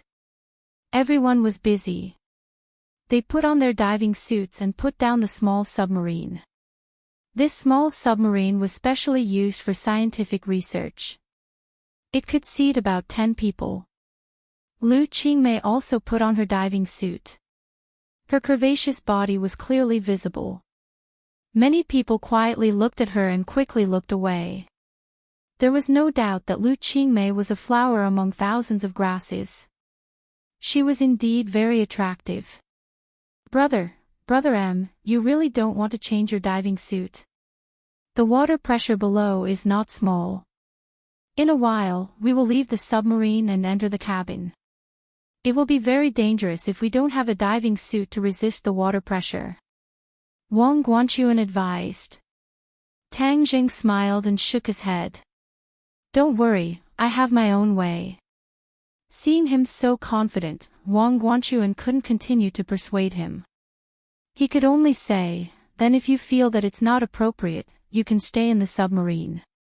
Tang Jing smiled and didn't comment. The group of people dressed up. Du Qifeng gave everyone a pre-war motivational speech. It was a passionate speech that made people's blood boil. "Get on the submarine. Let's go." With an order, 10 people sat on the submarine. The submarine started. Wang Guanchuan sat in the main control seat and drove the submarine bit by bit to the bottom of the sea. The submarine had portholes. Through the special glass, they could see the scenery outside. The blue sea water rippled outside the porthole. Occasionally, a group of tropical fish swam by. It was a beautiful scene that made people feel relaxed and happy. It's so beautiful. Lu Qingmei couldn't help but praise. She held Tang Zhang's hand. Tang Zhang patted her hand and said, "Let's go outside later. It will be even more beautiful." Lu Qingmei nodded happily. She leaned on his shoulder as if there was no one else around. She enjoyed the beautiful scenery outside. She felt that at this moment, she was really happy to the extreme. They dived deeper and deeper. There was no sunlight around. It was dark. The submarine turned on the headlights to guide the way forward. Whoosh! Suddenly, a black shadow passed in front of the submarine and set off a wave. The submarine shook a few times. The crowd exclaimed. "What's going on? What was that thing just now? It seemed huge." "Yeah, I didn't see it clearly." "What exactly is it?" Fear spread through the crowd. Wang Guanchuan remained calm and said loudly, "Don't scare yourself. It's definitely just a big fish. We have submarines. What are you afraid of?" Bang! As soon as he finished speaking, a loud sound rang out. The submarine shook violently and fell straight down. Ah! Screams rose and fell one after another, as if they were competing in a high-pitched competition, each scream louder than the last. Wang Guanchuan hurriedly steadied the submarine, but the group was trembling with fear. The last time they had dived, it had been very smooth, but they had never encountered such a strange thing. Could it be a ghost? A lot of people must have died in this sunken ship and turned into vengeful spirits, coming to claim our lives, just like in the movies. You've watched too many horror movies. Wang Guanchuan said snappily. What exactly is that? Everyone looked at each other. Just now, they were highly nervous and their hearts were filled with fear. How could they have seen clearly what had happened? Lu Qingmei subconsciously held Tang Zhang's hand tightly. He patted her shoulder and comforted her, "Don't be afraid. It's not a vengeful spirit. Besides, even if it is something like that, I have a way to deal with it." He was a man who had been to the ghost festival. How could he be afraid of vengeful spirits? He raised his voice and explained, "Everyone, don't panic. It's not a vengeful spirit. It's just a shark." Shark. Tang Zheng nodded, "Yes, it seems to be a great white shark." How could people who had been in the sea not understand the power of sharks, especially this great white shark? It definitely had a strong attack power. It was even more frightening than the vengeful spirits. Everyone's faces were pale. Even Wang Guanchuan trembled as he said, "How could we be so unlucky? The last time we came down, we didn't encounter any sharks. We need to quickly go back. If we are targeted by a great white shark and we don't have any defensive power, we will definitely die." Hearing his words, Tang Jing speechlessly rolled his eyes. Was he directly ignoring him? He coughed to attract everyone's attention. Then he calmly said, "Actually, sharks really aren't scary. They are easy to deal with." How is that possible? Every year, a lot of people die in the mouth of sharks. Yes, they will be easy to deal with.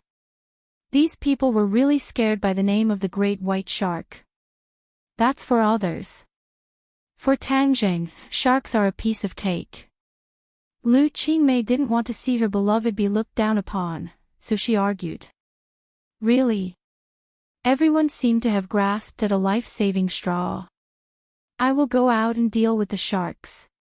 You guys continue to dive.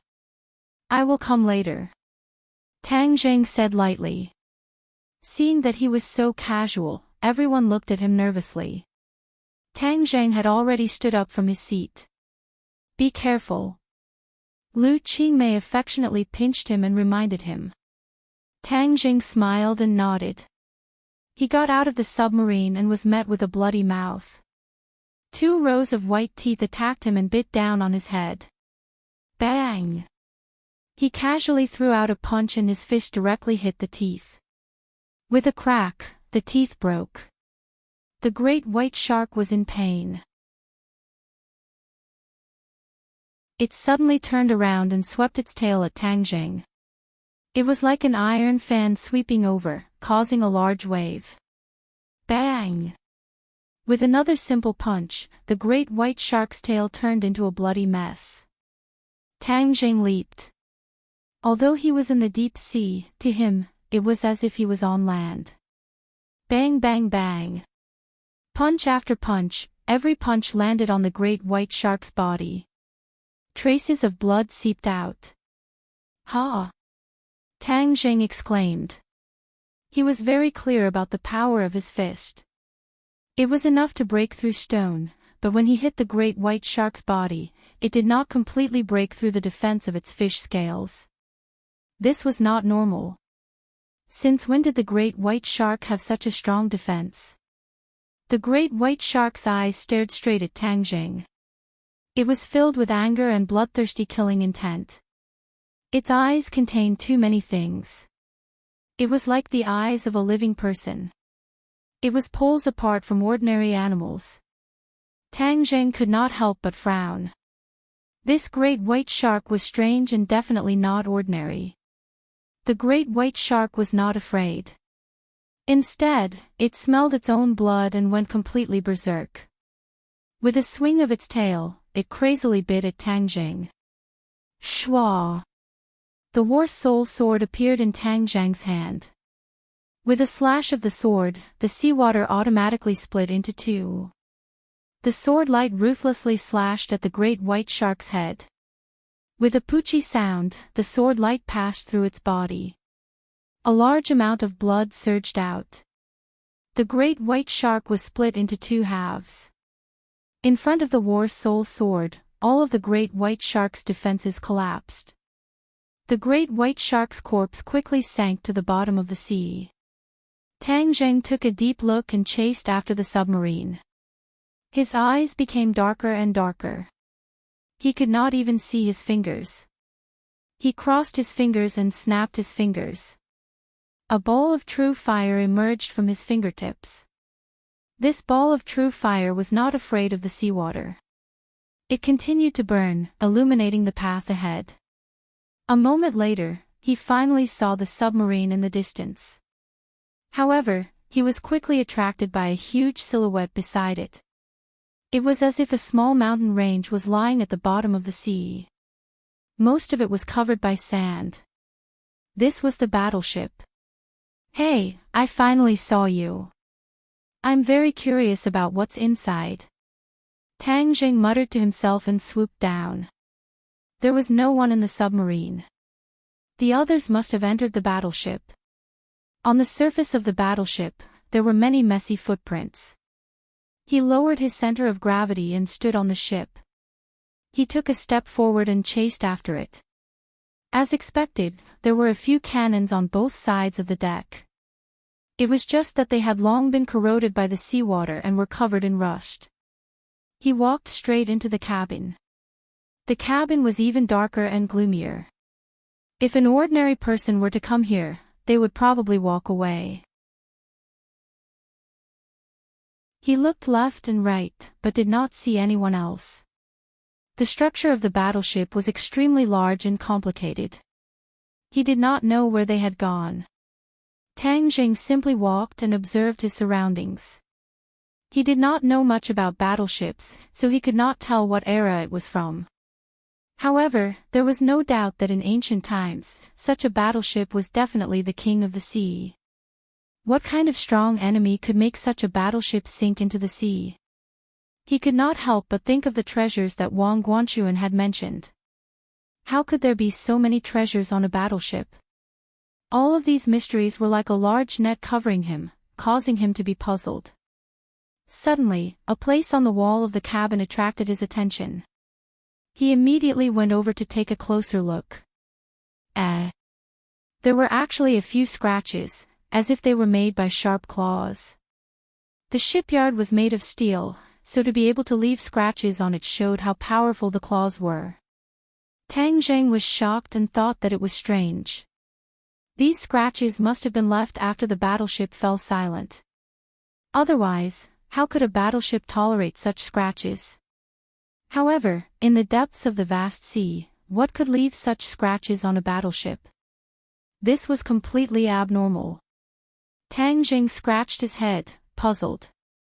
He took a few more steps forward and saw some more scratches. However, some of the scratches were covered by sand. If he did not pay attention, he would not have noticed them. This meant that these scratches were not made at one time, but over several periods of time. Could there be some kind of monster in the deep sea? However, the claws of ordinary things could not be so sharp. For a moment, Tang Jing could not figure out what was going on. Suddenly, a cry of surprise attracted Tang Zhang's attention. This cry was very weak. If not for Tang Zhang's extraordinary hearing, he would have ignored it. Oh no, could they be in danger?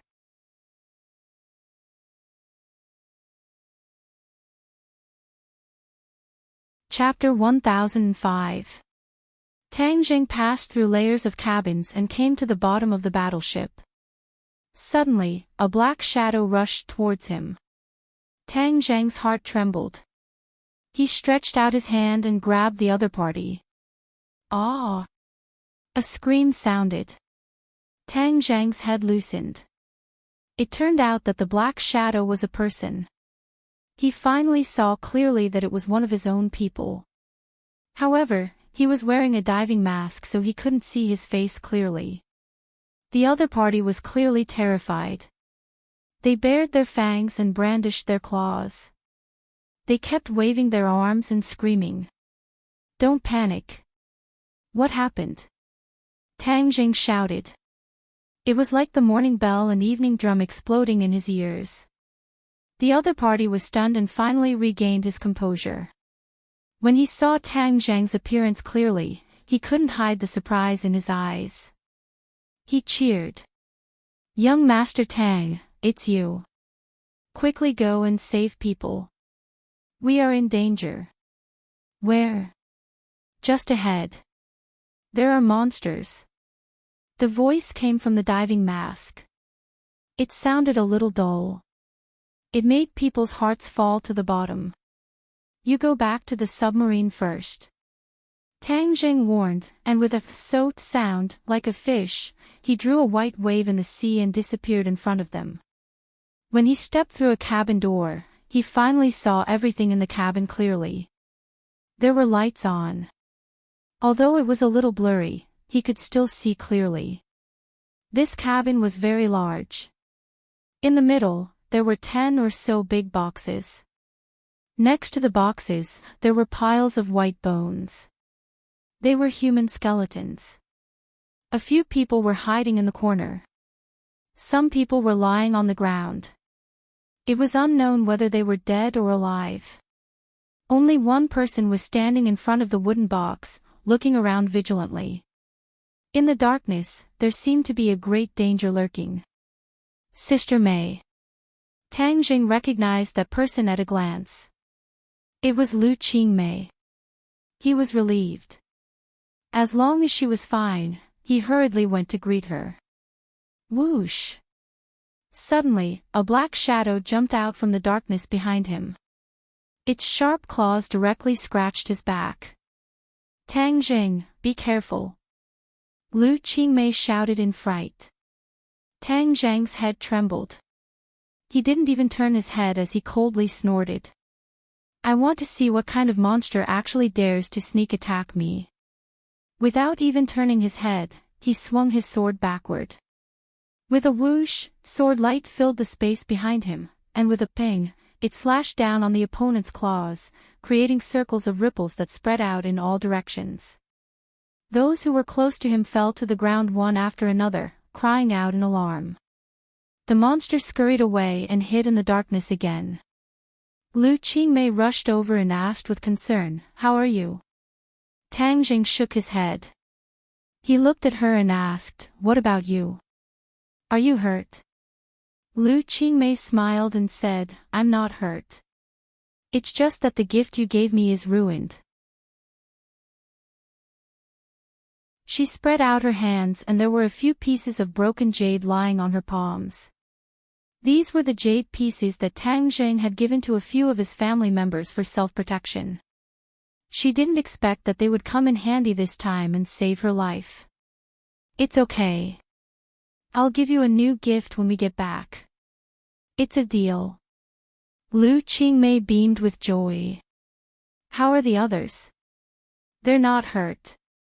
They're just scared out of their wits," Lu Qingmei said. Tang Jing secretly nodded and breathed a sigh of relief. He looked at the darkness around him and asked, "Do you know what kind of monster it is?" "I don't know. But it's a reptile. It looks like a big dog with a long tail. It's very cunning and very powerful. If you're hit by its claws, you'll definitely suffer a lot," Lu Qingmei said while pointing to the ground. The steel deck was scratched by the sharp claws and there were several huge cracks. "It has 4 legs and a long tail." Tang Jing frowned. A light flashed in his mind as he thought of the skeleton. Wasn't it very similar to this? There was also that extraterrestrial creature in the crystal. Could it be that there was a fish that escaped the net in the deep sea? Was that monster the mysterious extraterrestrial creature? Thinking of this, Tang Jing was surprised and excited. If it was really an extraterrestrial creature, then he must capture it alive. He had always wanted to study extraterrestrial creatures, but that guy was in the crystal and he had no way to do so. Now that there was a ready-made one, he certainly couldn't miss it. He didn't know how strong the extraterrestrial creature was, so he looked at the others and wanted to ask Lu Qingmei to take the others away. But then he thought of how many extraterrestrial creatures there were. He didn't know it all. If they met on the way out, wouldn't they be walking into a trap? Thinking of this, he quickly said, "Everyone gather together. Don't be afraid. I'll protect your safety." Just as his voice fell, he heard a person scream and was dragged into the darkness with a whoosh. Immediately, the others were scared to the point of rolling and crawling, rushing to Tang Jing's side. "Protect them. I'll go save them." Tang Jing shouted loudly, and also rushed into the darkness. The true fire in his hands illuminated the darkness, and he saw that person being lifted high up in the air. With a leap, he rushed towards that person. Whoosh! A strong wind swept towards Tang Jing's head. He quickly raised his sword and ding-dang made a sound. Sparks flew in all directions as a huge vibration force came from his palm. He finally saw clearly that it was a tail. This tail was actually able to contend with the Battle Soul Sword without any damage. It was really extraordinary. He also finally saw the other's appearance. It was exactly the same as the extraterrestrial creature in the crystal. It was just that its body was slightly smaller. However, its pair of eyes seemed to be magical, as if it could suck in a person's soul. 4 eyes met. The monster also saw Tang Jing clearly. Its eyes flashed with an ominous glint. It opened its mouth and roared at Tang Jing, letting out a sharp cry. Tang Jing coldly snorted. He was not intimidated by the other's eyes. The Battle Soul Sword in his hand trembled and the sword light rushed towards the claws. The extraterrestrial creature had already experienced the power of the Battle Soul Sword and quickly let go of its claws. The man escaped and screamed as he fell from a high place. Tang Jing flew up and caught the man. He then threw him into the distance and steadily landed in the crowd. The extraterrestrial creature did not run away. Instead, it stared at Tang Zheng. For eyes met, neither was afraid of the other. The extraterrestrial creature bared its teeth and roared at Tang Zheng. Tang Zheng coldly smiled and hooked his finger, saying, "Come. Let me see how much weight you have. Don't disappoint me. If you are too weak, then the sky beyond heaven will disappoint me." Roar! The extraterrestrial creature roared. The sound waves pushed the seawater forward. Tang Jing casually slapped out and the surging power of his palm counteracted the power of the seawater. A black shadow flashed. The extraterrestrial creature had already followed the seawater and rushed over. Tang Jing also rushed up. One man and one beast immediately fought, setting off stormy waves. Boom boom boom.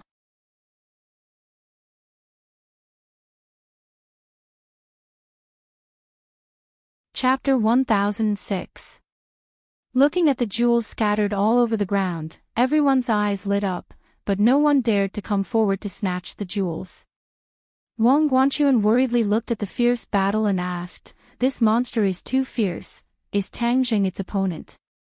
Lu Qingmei proudly raised her head and said without hesitation, "How can this monster hurt him? He is the most powerful." Obviously, in her heart, the person she loves is omnipotent and invincible. Wang Guanchuan bitterly smiled, his heart almost jumped to his throat. If Tang Jing failed, then they would not be able to escape from this monster's evil hands. After a fierce battle, Tang Jing gradually came to a conclusion that this foreign creature was indeed powerful. Whether it was its claws or that barbed tail, they were all like weapons. It was actually able to contend against the War Soul Sword, which showed its power.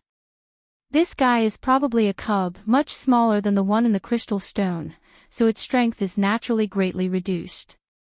I don't know how powerful it will be when it grows up. Tang Zheng understood and was full of confidence. He was not prepared to continue to delay, and was ready to cut the Gordian knot and capture it alive. Suddenly a voice sounded in his mind. Master Dash, this voice was very choppy, like a child who had just learned to speak. Tang Zheng was startled, and his movements subconsciously slowed down by half a beat. The alien took this opportunity to launch an attack, and its tail brought a wave of water to stab at him. The tip of its tail shone with a cold light, making people feel intimidated. "I am Xiao Bai." The voice sounded again. Tang Zheng suddenly realized and was overjoyed. Xiao Bai, it could actually speak. His divine sense immediately extended into the Sumra world, and as expected, he saw that Little White had awoken. It was staring at him with its big round eyes. Its appearance didn't change much, except that there was a clump of fiery red hair on its forehead, which was very different from the rest of its snow-white hair. It was very conspicuous, like a burning flame. "Xiao Bai, you are finally awake." "Master, let me deal with it." Xiao Bai took the initiative to volunteer. Tang Zheng's head shook, it could still sense the outside world in the Sumra world. This kind of thing has never happened before. It seems that after this evolution, its power has greatly increased. With a thought, Xiao Bai appeared beside him. The tail of the creature just happened to stab over, and Xiao Bai slowly stretched out its claws, like a cynical person, as if it did not put the sharp tail in its eyes at all. The others did not understand how a puppy-like animal appeared out of thin air. Looking at its small body, there was no way to compare with the monster. It would definitely be directly pierced by the tail. However, in the next second, they were all stunned. That furry little paw actually grabbed the sharp tail, and the tail's attack came to an abrupt halt. The scene froze, and they looked at the scene in disbelief. This scene was so unreal, like a dream. "Bad guy, how dare you hurt my master?" Xiao Bai spoke the human language, and with a wave of its little claws, the creature involuntarily flew up like a kite, spinning in midair. Looking at this scene, the others trembled in their hearts. Wasn't the monster very powerful? How could it become so weak that it could not even withstand a gust of wind? Whoosh! Xiaobai let go of its claws, and the creature flew like a cannonball into a distant wall. With a bang, the wall collapsed, and a large hole was created. Xiaobai proudly clapped its little claws, and jumped onto Tang Zhang's shoulder, holding his head, and said proudly, "Master, am I very powerful?" For a moment, Tang Zhang was not used to Xiaobai speaking the human language. After a moment of surprise, he nodded bitterly, "You are indeed very powerful." Of course. Xiaobai proudly raised its head, without any sense of modesty. The others heard the conversation between the two sides, and their expressions were very strange. It was clearly an animal, so how could it speak? Was it a spirit? Whoosh! Suddenly, a huge black shadow rushed over. Xiaobai did not look back and stepped back, landing on the body of the creature. With a cry, the creature seemed to have suffered a great deal of damage, and with a roar, it flew out again like a cannonball. This time, it was completely silent, and no one knew whether it was dead or alive. "Let's go and take a look." Tang Zheng was afraid that Xiaobai did not know the severity of the situation and directly killed the creature, so he hurriedly chased after it, only to find that there was a mess under his feet, and there was no sign of the creature. It was not afraid of Tang Zheng, but in the end, it was frightened by Xiaobai's casual attack, and fled. "We can't let it escape. I must find out what is going on," Tang Zheng said in a low voice. Xiaobai imitated his normal tone and snorted, "How can we let it escape? I will go catch it." After saying this, it jumped off Tang Zheng's shoulder and disappeared into the darkness in the blink of an eye. The rest of the people gathered together timidly and asked nervously, "Young Master Tang, can that monster escape?" Tang Zheng smiled faintly, "With Xiaobai chasing after it, it won't be able to escape even if it has wings." "What kind of animal is that Xiaobai? How can it speak?" someone asked, trembling with fear. Tang Zheng smiled, but did not say anything. Boom, boom, boom. Suddenly, the sound of an intense battle came from an unknown direction, causing the cabin to tremble. The sand on the ground also quickly rose up, causing the seawater to become turbid. Tang Zhang's expression changed slightly. "We must quickly leave this place, the battleship is about to collapse." The others were shocked. If the battleship collapsed, they would be buried alive, so they all rushed towards the exit. Tang Zheng had just taken a step out when he retracted his foot, turning his head to look at the jewels on the ground. Since they were already here, it would be a sin to let the jewels be covered in dust. Thus, he turned around and arrived in front of the jewels. Other than the jewels on the ground, there were several boxes that were still intact. The others had already escaped, so they did not see him stay behind. Thus, he quickly activated Sumra World. With a flash of light, the jewels on the ground were all sucked into Sumra World. The battleship shook more and more violently, so Tang Zheng quickly chased after them. Boom! When everyone escaped from the battleship, a loud sound came from the battleship, followed by creaking sounds. The battleship was falling apart at a speed visible to the naked eye, disintegrating and collapsing. Finally, with a loud rumble, it turned into a pile of ruins, splashing up sand and sand, causing the seawater to become turbid. Everyone ran far away, frightened. Many people's hearts sank, guessing that the monster and Xiaobai had perished together. Everyone subconsciously looked at Tang Zheng, but found that he was calm as if nothing had happened, as if he was not the least bit worried about Xiaobai's safety. Of course, he was not worried, because he was very sure that this little bit of danger would not be able to stop Xiaobai. Sure enough, a ball of light lit up from the turbid seawater, like a ball of flame, quickly escaping from the turbid seawater, gradually approaching. Flame! Someone exclaimed. That ball of light turned out to be a ball of fiery red flame, swaying with the waves. Everyone's reaction was very interesting, cowering and hiding behind Tang Zheng, afraid that some danger would appear again. Tang Zheng was calm and composed, indifferently looking at the ball of flame that was getting closer and closer, because he had already guessed what was going on. "Xiao Bai!" he softly shouted. In this deep sea, he seemed to have turned into a fish, able to breathe freely, and naturally could speak without hindrance. The others did not have this ability. If not for wearing a diving mask, perhaps they would not have been able to say a word. "Master!" Xiao Bai cheered, jumping out of the turbid seawater. The fiery red hair on its forehead turned into a ball of flame, swaying gently, and in its small claws was a captive, an extraterrestrial creature.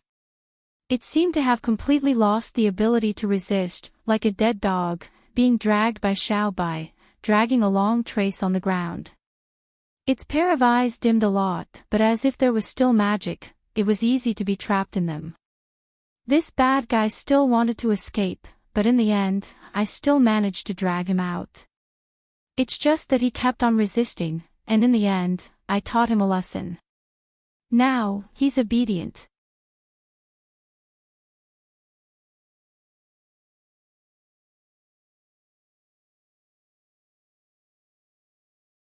Chapter 1007.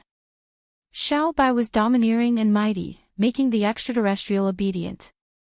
The others looked at each other in dismay when they saw the strong contrast between the two. What was going on? The world was changing too fast, and they couldn't keep up. Since they couldn't get any answers, and the battleship had been destroyed, it was better to go back first. So, Tang Jing told Xiao Bai, "Look after it. If it dares to do anything, punish it severely. Don't worry, if it dares to move, I'll roast it." Xiao Bai grinned at the extraterrestrial as if he was sneering. The extraterrestrial trembled and curled into a ball, looking at Tang Jing with eyes full of resentment. "Let's go, there's no need to investigate here. Let's go back first," Tang Jing said. The others looked at each other. This time, they came for the jewels, but now that the battleship had collapsed, the jewels were buried below. In addition, this place was too strange. If another monster appeared, there would be no place to cry. So, no one had any objections, and they all went into the submarine. Wang Guanchuan once again drove the submarine, suppressing the stormy waves in his heart. He carefully controlled the submarine and floated up little by little. However, many people, intentionally or unintentionally, secretly looked at Xiao Bai and the extraterrestrial at the back of the submarine. When their eyes met the extraterrestrial's eyes, their hearts trembled, and they quickly looked away. "Junior brother, this monster is wild and difficult to tame. Will there be any problems if you bring it back?" Wang Guanchuan asked worriedly. Tang Jing smiled faintly and said, "Brother Wang, didn't you always want to know what kind of animal the skeleton was? Now that it's standing in front of you, can't you recognize it?" Wang Guanchuan was startled, and subconsciously turned his head to look, just in time to see the monster looking at him. He was frightened and hurriedly withdrew his gaze, and asked suspiciously, "It's somewhat similar, but are you sure?" "Of course, this guy and that skeleton are of the same kind, so there must be a connection between them. It's just that it's not clear yet, but I believe that in time, there will definitely be a way to find out," Tang Jing vowed. Wang Guanchuan was surprised and asked, "Where exactly did this monster come from?" Tang Jing smiled and said, "The answer to all the mysteries will be revealed. Don't be impatient."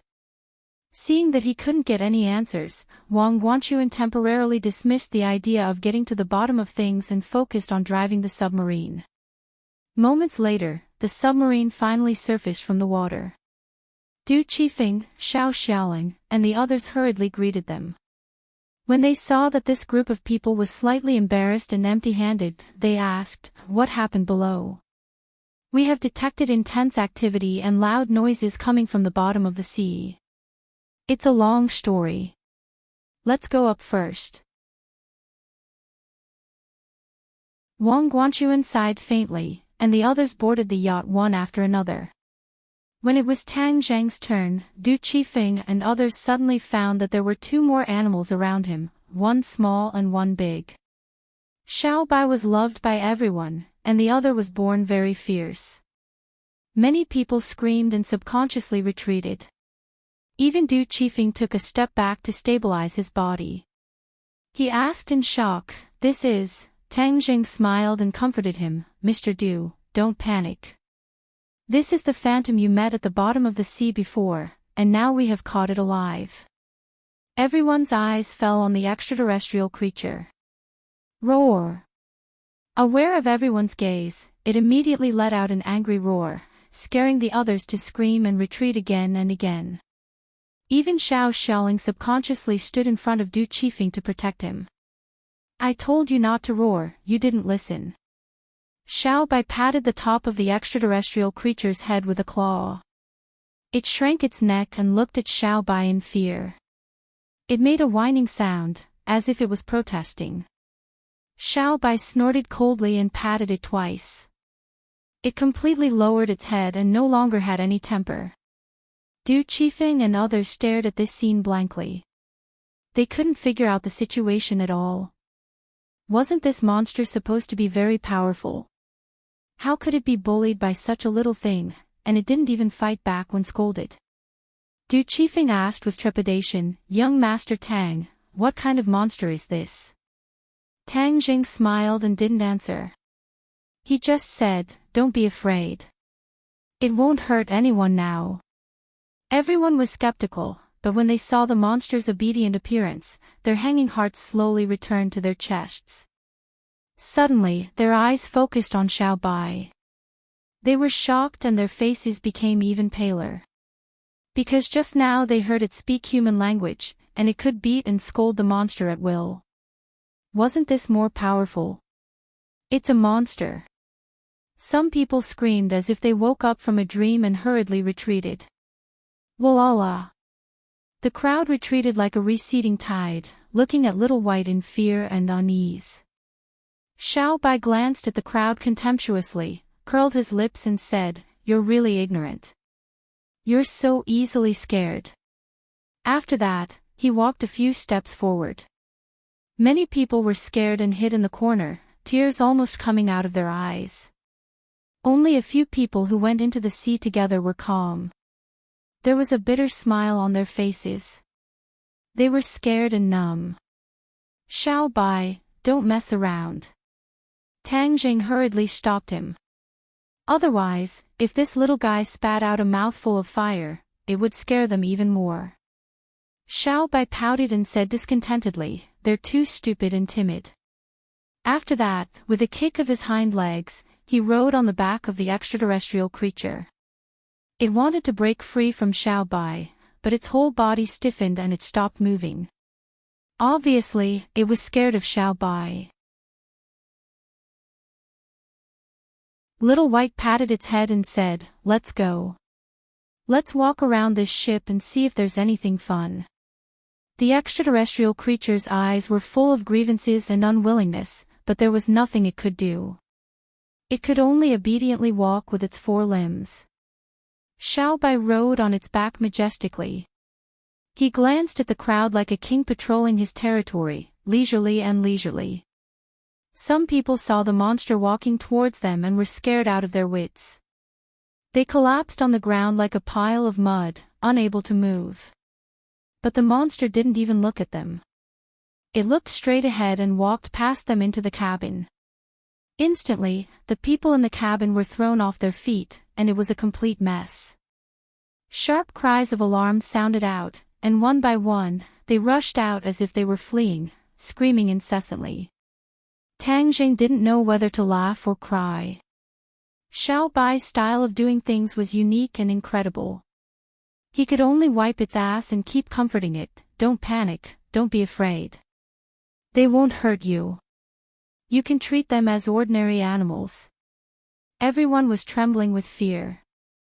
Although they lamented in their hearts how could they be ordinary animals, they still had to hold back their palpitations and cheer themselves up to not completely fall down.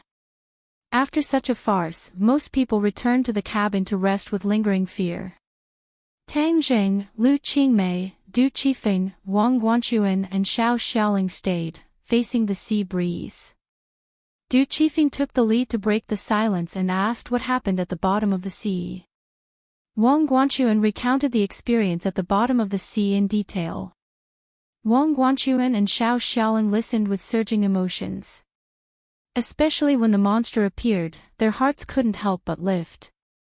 Xiao Xiaoling was an assassin. He was the most sensitive to danger. Just now, he felt this innate danger from the monster and knew that it was not a good thing. As for Little White, he didn't feel too strongly about it. It was as if it really was a little thing that didn't pose any threat. However, he knew that this was all an illusion.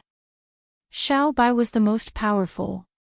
Otherwise, the monster, who was difficult to train, would not bow to him. He subconsciously looked at Tang Jing, saying that none of the people or animals around him were simple. If he really underestimated him, he would be a complete fool. Du Qifeng asked curiously, how did Xiao Bai subdue the monster? Wang Guanchuan glanced at Tang Jing and said, we didn't see it with our own eyes. We just saw the result. Du Qifeng felt a little regretful. He turned his eyes and asked, those treasures are buried in the ruins of the battleship.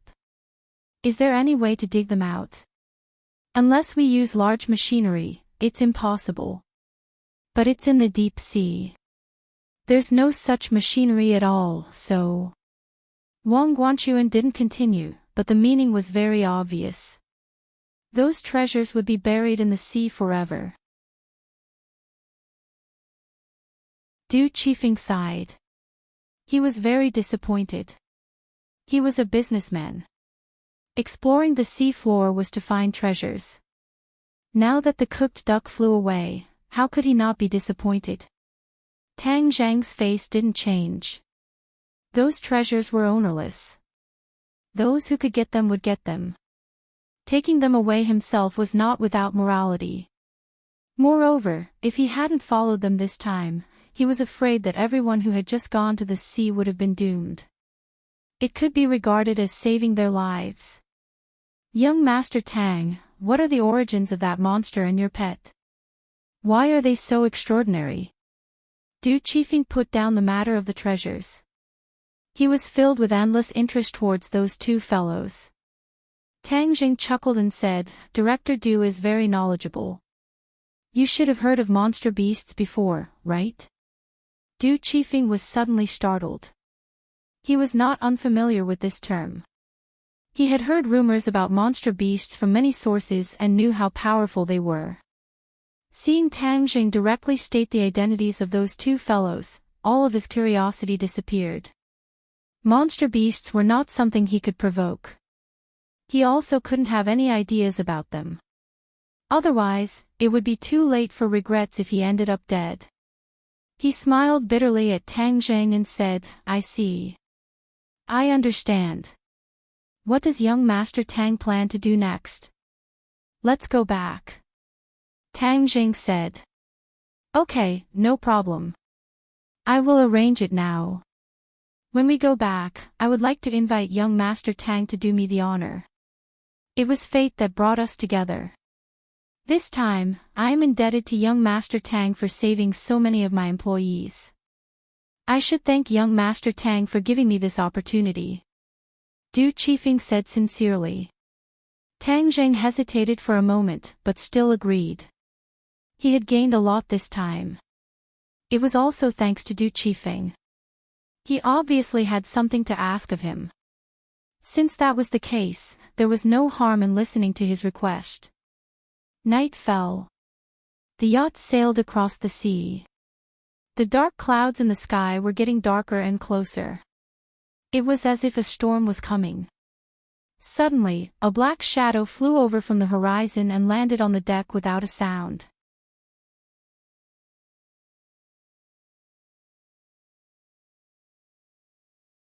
Chapter 1008. This black figure was shrouded in a black robe.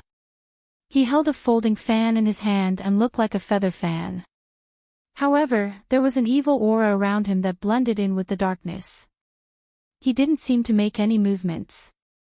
He just floated towards the yacht like a ghost. "Who's there?" A crew member suddenly noticed him. Just as he was about to shout, he was lightly tapped by the folding fan in his hand. Poof! A bloody hole appeared between his eyebrows. He fell to the ground and died. Although this sound was faint, it was enough to attract some people's attention. Xiao Bai and the extraterrestrial creature suddenly opened their eyes. Xiao Bai was still riding on the extraterrestrial creature's back as if it was really his mount.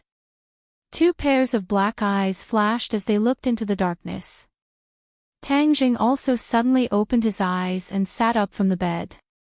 Lu Qingmei rubbed her eyes and asked lazily, "What's wrong?" Tang Jing raised a finger and signaled for her to be quiet. He said in a low voice, "Someone's on the yacht. You stay here. I'll go take a look."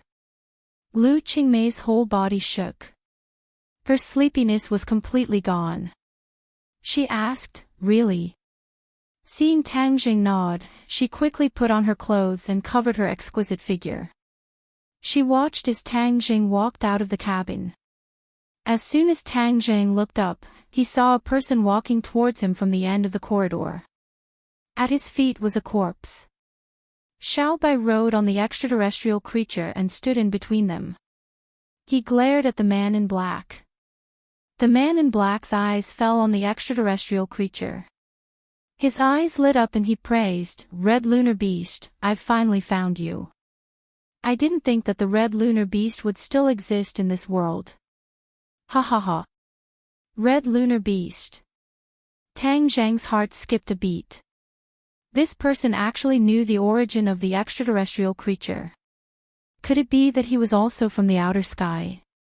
He immediately sized up this person carefully. Suddenly, his eyes fell on the folding fan, and his heart skipped a beat. He cried out in surprise, "It's you, Demon Venerable?" He had a deep impression of this fan. When the demons returned, the Dragon Group cooperated with the National Security Bureau to snipe the demons in the sea. A world-shaking war broke out. The leader of the demons was this demon sovereign. Many soldiers died at his hands. In the end, he was the only one who survived. In order to claim credit, Xing Feng deliberately reported to his superiors that he had wiped out all the demons, but in reality, there was still a fish that escaped the net. The demon lord turned around and looked at Tang Jing in shock. He snorted coldly, "Enemies are bound to meet on a narrow road. You managed to escape that time, but this time, you can forget about surviving. Let's see who else can save you." The demon lord was very confident. Back then, Tang Zhang had left a deep impression on him.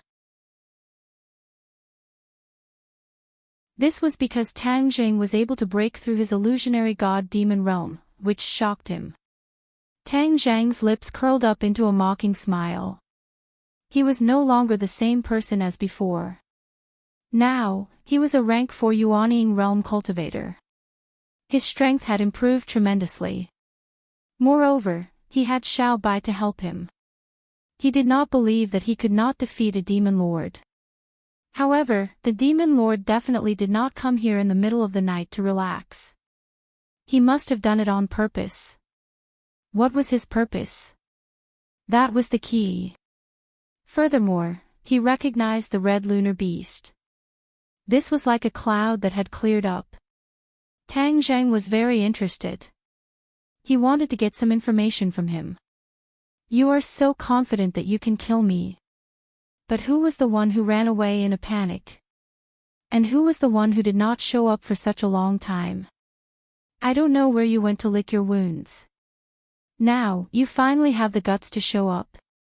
Aren't you afraid of death?" Tang Jing mocked. The demon lord's expression changed. His eyes shone with coldness and killing intent. He roared angrily, "Nonsense. Why would I run away? I am the demon lord. How can I allow you to talk nonsense? I will let you know the consequences of talking nonsense later. Today is a pleasant surprise." I did not come here for you, but I did not expect to meet you here. Now, I can take care of you. Then, who are you here for? You are not qualified enough for me to come here for you. I am here for the red lunar beast. You are so lucky to have found the red lunar beast. Hee hee.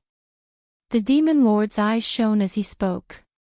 It was as if he had seen a rare treasure. What is the red lunar beast? Tang Jing asked. The demon lord was slightly shocked. He then laughed out loud. Ha, so you don't know how precious the red lunar beast is. How ignorant. Actually, it is true. The red lunar beast comes from the sky beyond heaven. How could you know how precious it is? But I don't see how precious it is. Tang Jing refuted on purpose. The demon lord snorted and said with disdain, that is because you are ignorant. How can you tell how precious the red lunar beast is? As long as I consume the red lunar beast's inner core, my power will increase by leaps and bounds. The red lunar beast's inner core is a holy item for cultivation. It is a treasure that many people dream of having. Tang Jing was shocked. He could not help but stare at the red lunar beast. However, he saw that it was very confused. Obviously, it did not know about this either. He was still skeptical. He purposely said with disdain, it is just a beast's inner core. It is not like I have never seen one before. It is not as magical as you say.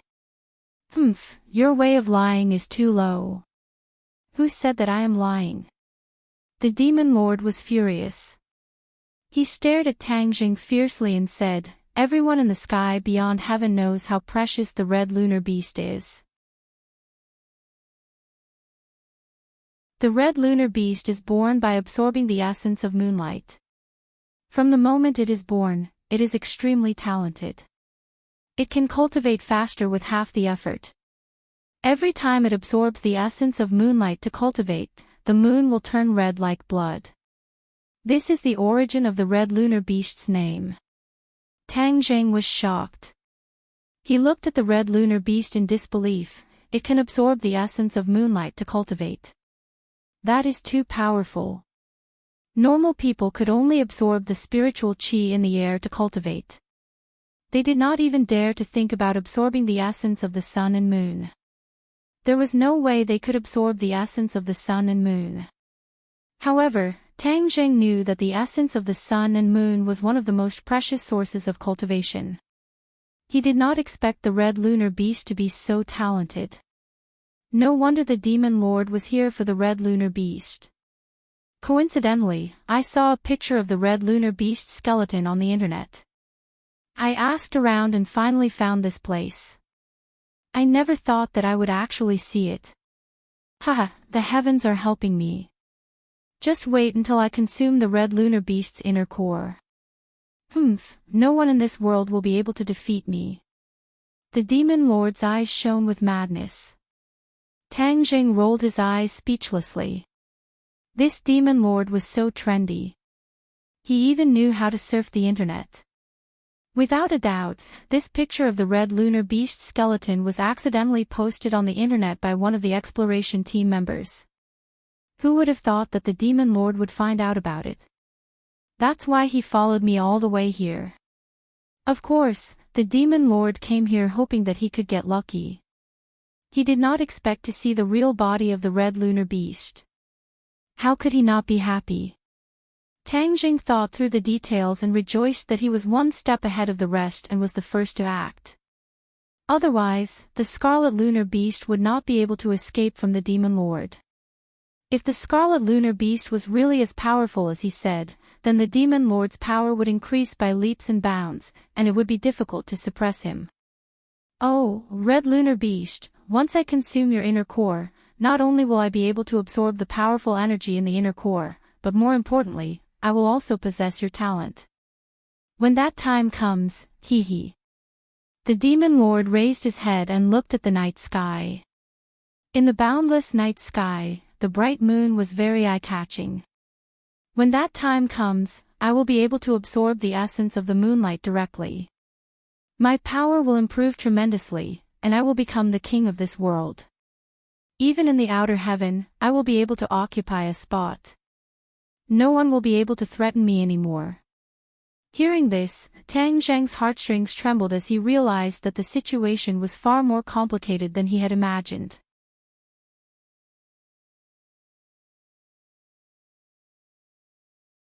The cabin door and walls had many small holes, which were completely destroyed by the cold light.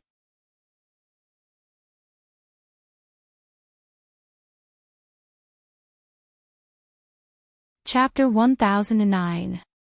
The battle between the two was very fierce. This narrow space was not enough for them to display their true fighting strength, so their figures flashed, and the two sides tacitly came to the deck.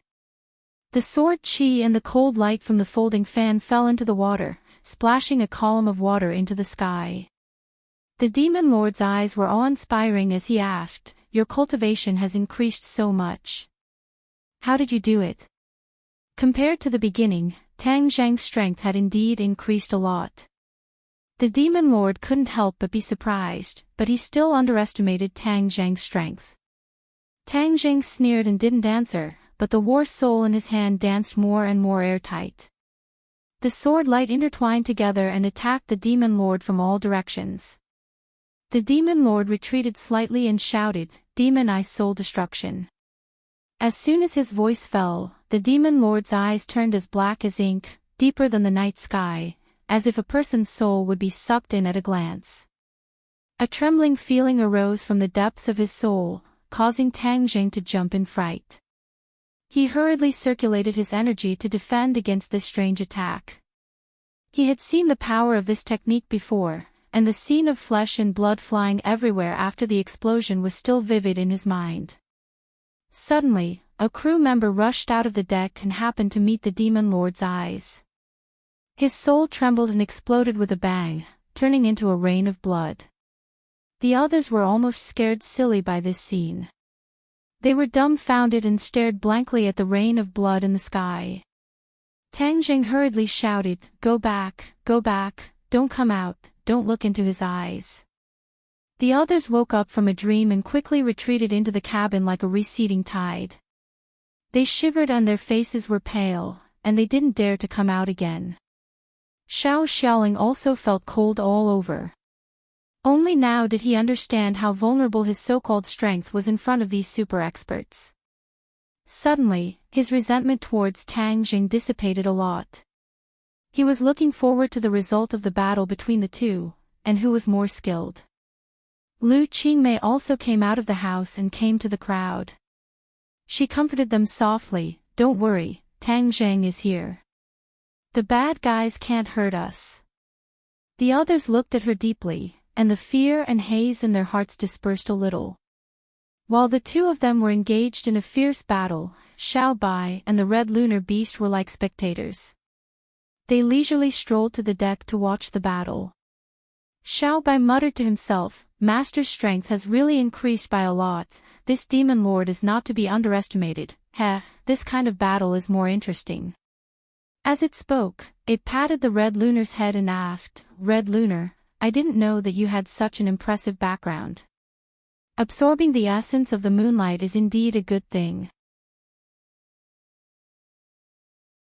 However, the two words red moon are too hard to pronounce. I want to give you a new name. Whoosh! The red moon beast snorted as if it was protesting against Xiao Bai's decision. Xiao Bai knocked on the red moon beast's head and pretended to be angry. "You dare to protest? Do you believe that I will roast you now?" The scarlet lunar beast shuddered and did not dare to protest anymore. It was as docile as a kitten. This sentence became the most effective weapon to threaten the red lunar beast. "That's more like it." Xiao Bai was satisfied and started to think. As for the battle in the outside world, it did not seem to be affected by it at all. Suddenly, it cheered, "Wow, I got it, this name must be very good, just a little bit worse than my name." The red lunar beast's eyes were filled with fear, as if it had foreseen something bad. "Little Yu Yu, this name sounds good, right?" Xiao Bai's eyes shone brightly as it spoke. The red lunar beast's eyes were filled with despair. It was trying its best to control its thoughts of resisting, but it definitely wanted to kill itself. Xiao Bai clapped its paws excitedly. From now on, you will be called Little Yu Yu. Remember my kindness of giving you a name, you must repay me in the future. Xiao Bai was very proud of itself, as if it had done something great. The red lunar beast almost burst into tears. It was filled with grief and indignation. It looked like it was taking revenge, but how could it repay him? Tang Jing also heard their conversation and wanted to laugh in his heart. Indeed, there was always one thing to conquer another. Even though the scarlet lunar beast was extraordinary, it could only be obedient in the hands of Little White. It could not even cause a ripple. What was the origin of this Xiao Bai? How could it have such a demonic power? Tang Zheng was even more curious about this question. In fact, he had already asked it yesterday, but Xiao Bai's memory was limited. It could only remember what happened after it was born. As for the origin of its own race, it did not know anything at all. Tang Zheng could not help but feel disappointed, but it also filled him with anticipation. The red lunar beast was not simple, so one could only imagine how amazing Xiao Bai's true identity was. The power of the demonic ice soul extermination was very strong. Tang Jing felt as if his soul was about to scatter, which made his heartstrings tremble. The battle soul sword was waving faster and faster. Suddenly, a ray of light flashed through his mind.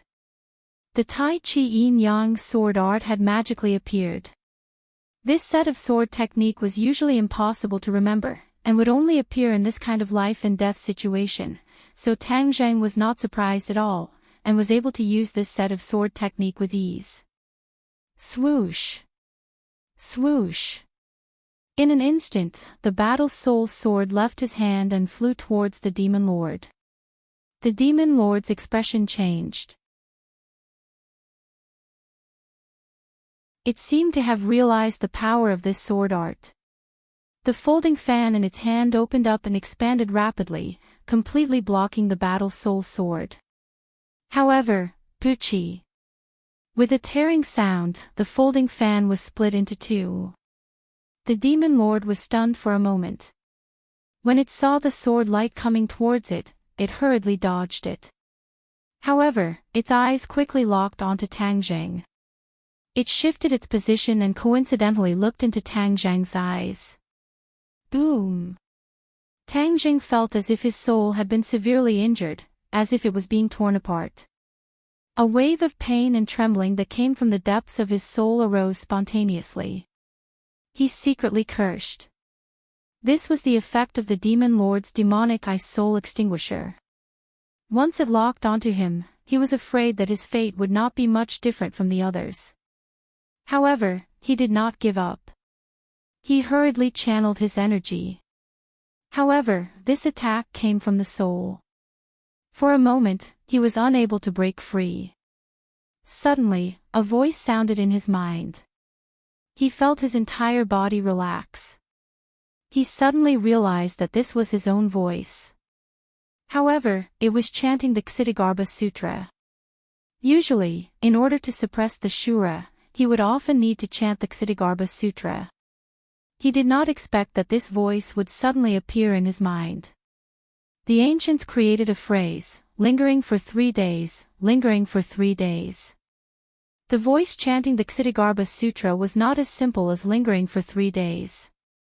It was deeply imprinted in his soul.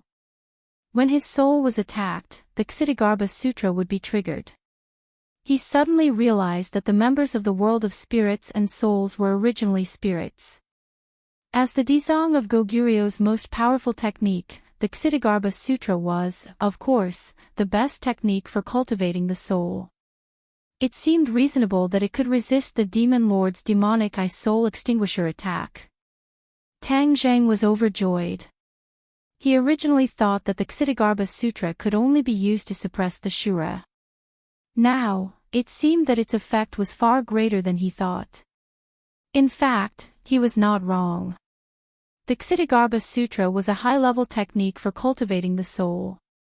As he chanted it every day, the Ksitigarbha Sutra was gradually imprinted in his soul. Over time, his soul became stronger and stronger. Even when facing a soul-type attack, he could handle it with ease. The demon lord was very confident. He thought that this was a sure thing. He would definitely be able to get rid of Tang Zheng. However, he suddenly noticed that the corner of Tang Zheng's mouth curled up into a smile. His heart skipped a beat as he realized that something was wrong. An ominous premonition struck him. Before he could react, he found that there were two palms on his chest. Bang! Bang! As the two palms landed on his chest quickly caved in. Like a kite with a broken string, he fell into the sea, splashing water everywhere. Xiao Bai was not surprised by this scene. He mumbled, "This demon lord is also an idiot. How dare he look down on my master? Now, he has suffered the consequences of his own actions." The Scarlet Moon Beast rolled its eyes, as if to say that he was not as powerful as he said. Xiao Bai's fiery golden eyes immediately noticed the look in the Scarlet Moon Beast's eyes. His eyes flashed as he asked, "You don't agree?" The Scarlet Moon Beast immediately denied, shaking its head like a rattledrum. "If you dare to disagree, I will roast you," Xiao Bai threatened. The Scarlet Moon Beast lowered its head, feeling wronged. Xiao Bai suddenly pointed at the sea and shouted, "Master, the demon lord is not dead yet. Look at the sea." There was a mark on the sea, and it was moving quickly towards the distance. Under the moonlight, it was very obvious. "You want to run away? Didn't you want to kill me?" Tang Jing sneered. He flew on his sword and chased after it. "Let's go and have a look." Little White patted the back of the Scarlet Lunar Beast. The Scarlet Lunar Beast roared and rushed out of the ship, landing on the surface of the water. However, it did not sink. Instead, it stepped on the water and quickly chased after Little White. The others rushed out in fear, looking at the backs of the few from afar. The earth-shattering battle just now had completely changed their worldview, letting them experience another world outside of this one. They looked at each other, unable to calm down. Lu Qingmei's eyes lit up. She clenched her fists and locked on to the handsome figure in the air. Her beautiful eyes were filled with splendor. The two rushed towards the horizon, one after the other. The dark clouds in the sky moved to the top of their heads, and a storm was coming. Crack! A bolt of lightning tore through the dark clouds, and thunder rumbled. Heavy rain poured down, splashing onto the ground. Violent winds blew, setting off stormy waves. The originally calm sea surface was suddenly filled with wind and rain, turning into a scene of doomsday. Tang Zheng's pupils shrank. He drew his bow and said, "Do you want to hide under the water for the rest of your life? Come out." Swoosh! The shooting sun arrow left the bow and shot into the sea. Boom! A huge sound was heard, and huge waves appeared. A human figure broke out of the water and rushed into the sky, bringing with him a stream of blood. His body was covered in blood. Obviously, he had been injured by the shooting sun arrow. He floated in the air, staring at Tang Zheng from afar. He asked in disbelief, "How can you be so powerful?" Tang Zheng laughed, "There is no need to tell you. Tell me about the sky beyond sky, and I will let you die a quick death." Wishful thinking. The demon lord roared, and a black fog appeared on his body. In an instant, he merged with the darkness. It was very strange. "A little bastard from Kingsaman wants to force me, the demon lord, to commit a crime? Impossible."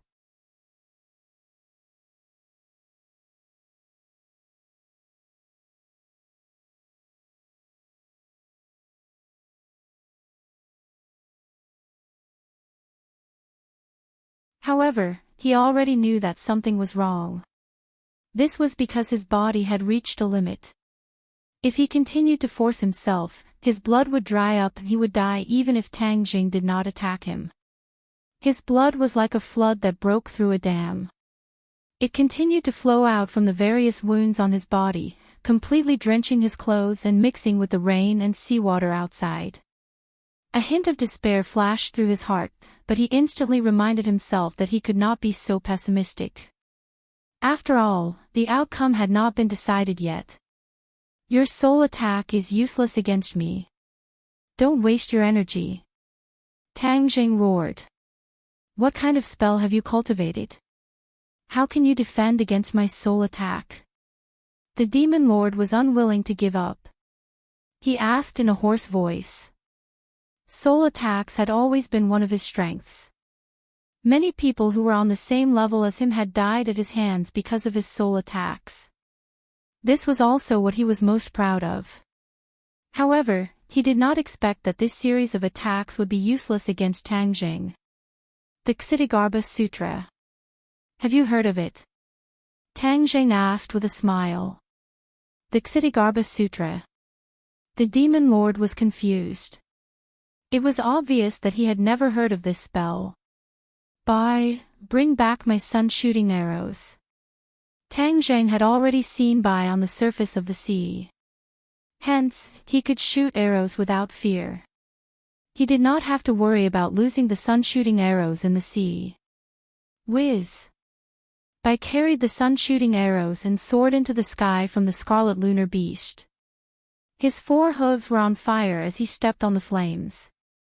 He was not afraid of the wind and rain at all as he arrived beside Tang Jing. Tang Jing took the 9 sun-shooting arrows. Suddenly, his expression changed drastically. He looked at the sun-shooting arrows in his hand in shock. Although there were 9 sun-shooting arrows, when combined together, it gave him the feeling that they were one. Could it be that not only can these 9 sun-shooting arrows be separated, they can also be combined into one? With a thought, he immediately activated his innate qi and channeled it into the sun-shooting arrows. However, there was no change. There's no reaction. Could it be that I guessed wrongly? He was confused, but he immediately denied this thought. His intuition should not be wrong, but there must be something wrong somewhere. Suddenly, an idea flashed through his mind, and he suddenly remembered something. All of his magic treasures had been recognized by blood, but only the heaven-shocking bow and the sun-shooting arrows did not have this procedure. Because, he had done this before, but it was useless. He did not understand the reason, so he did not investigate further. Now that the 9 sun-shooting arrows were gathered, he gradually had a thought. Could it be that it was because he did not gather all of the sun-shooting arrows back then? It was equivalent to this magic treasure not being a whole, so it could not be recognized by blood. Then wouldn't it be fine now? With a thought, a drop of blood essence appeared from the tip of his finger and dripped onto the shooting sun arrow. He chanted the incantation for blood recognition, and immediately, the shooting sun arrow released a blood-red light. This light not only enveloped all the arrows, it also enveloped the heaven-shocking bow, and a mysterious power rippled out. What are you doing? The demon venerable asked in shock. Tang Jing was excited, because his guess had finally been confirmed. In the past, he could not drip his blood to recognize his master because the sun-shooting arrows were not complete. Now that he had gathered a set of magic treasure, he could easily drip his blood to recognize his master.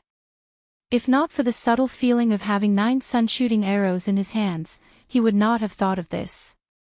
The lights suddenly converged, and the sun-shooting arrows and heaven-shocking bow returned to their original state. However, in Tang Jing's eyes, he still felt that there was something different. Master. A voice suddenly sounded in his mind. Tang Jing was pleasantly surprised, and asked, "You are an artifact spirit?" The heaven-shocking bow and the sun-shooting arrows were sacred artifacts, so they naturally had artifact spirits, so Tang Jing was able to guess it immediately. Yes, master. Sure enough, the artifact's spirit replied respectfully. Can these 9 sun-shooting arrows be fused into one? Tang Zheng asked the question in his heart. Of course. With that said, the sun-shooting arrow flashed, and the 9 arrows merged into one, turning into one sun-shooting arrow. This sun-shooting arrow did not seem to have anything special about it, but Tang Zheng knew that its power was definitely not the same as before. He was eager to give it a try, and raised his head to look at the Lord. The demon venerable's heart skipped a beat. He had a bad premonition, and shouted, "What are you doing?" He had clearly seen the changes in the sun-shooting arrows, and naturally understood that this was not a good thing for him. The corner of Tang Zheng's mouth raised, and he said, "Just now, you tried the power of each arrow, now I'll let you have a taste of the power of the 9 arrows." Done, the sun-shooting arrow was placed on the heaven-shocking bow, the bowstring was pulled into the shape of a full moon, aimed at the demon venerable, and released his fingers. Buzz! The bowstring released a heart-shaking sound, and the rain seemed to have frozen at this moment. The sun-shooting arrow pierced through the raindrops, tore through the curtain of water formed by the interweaving rain, and shot towards the demon venerable.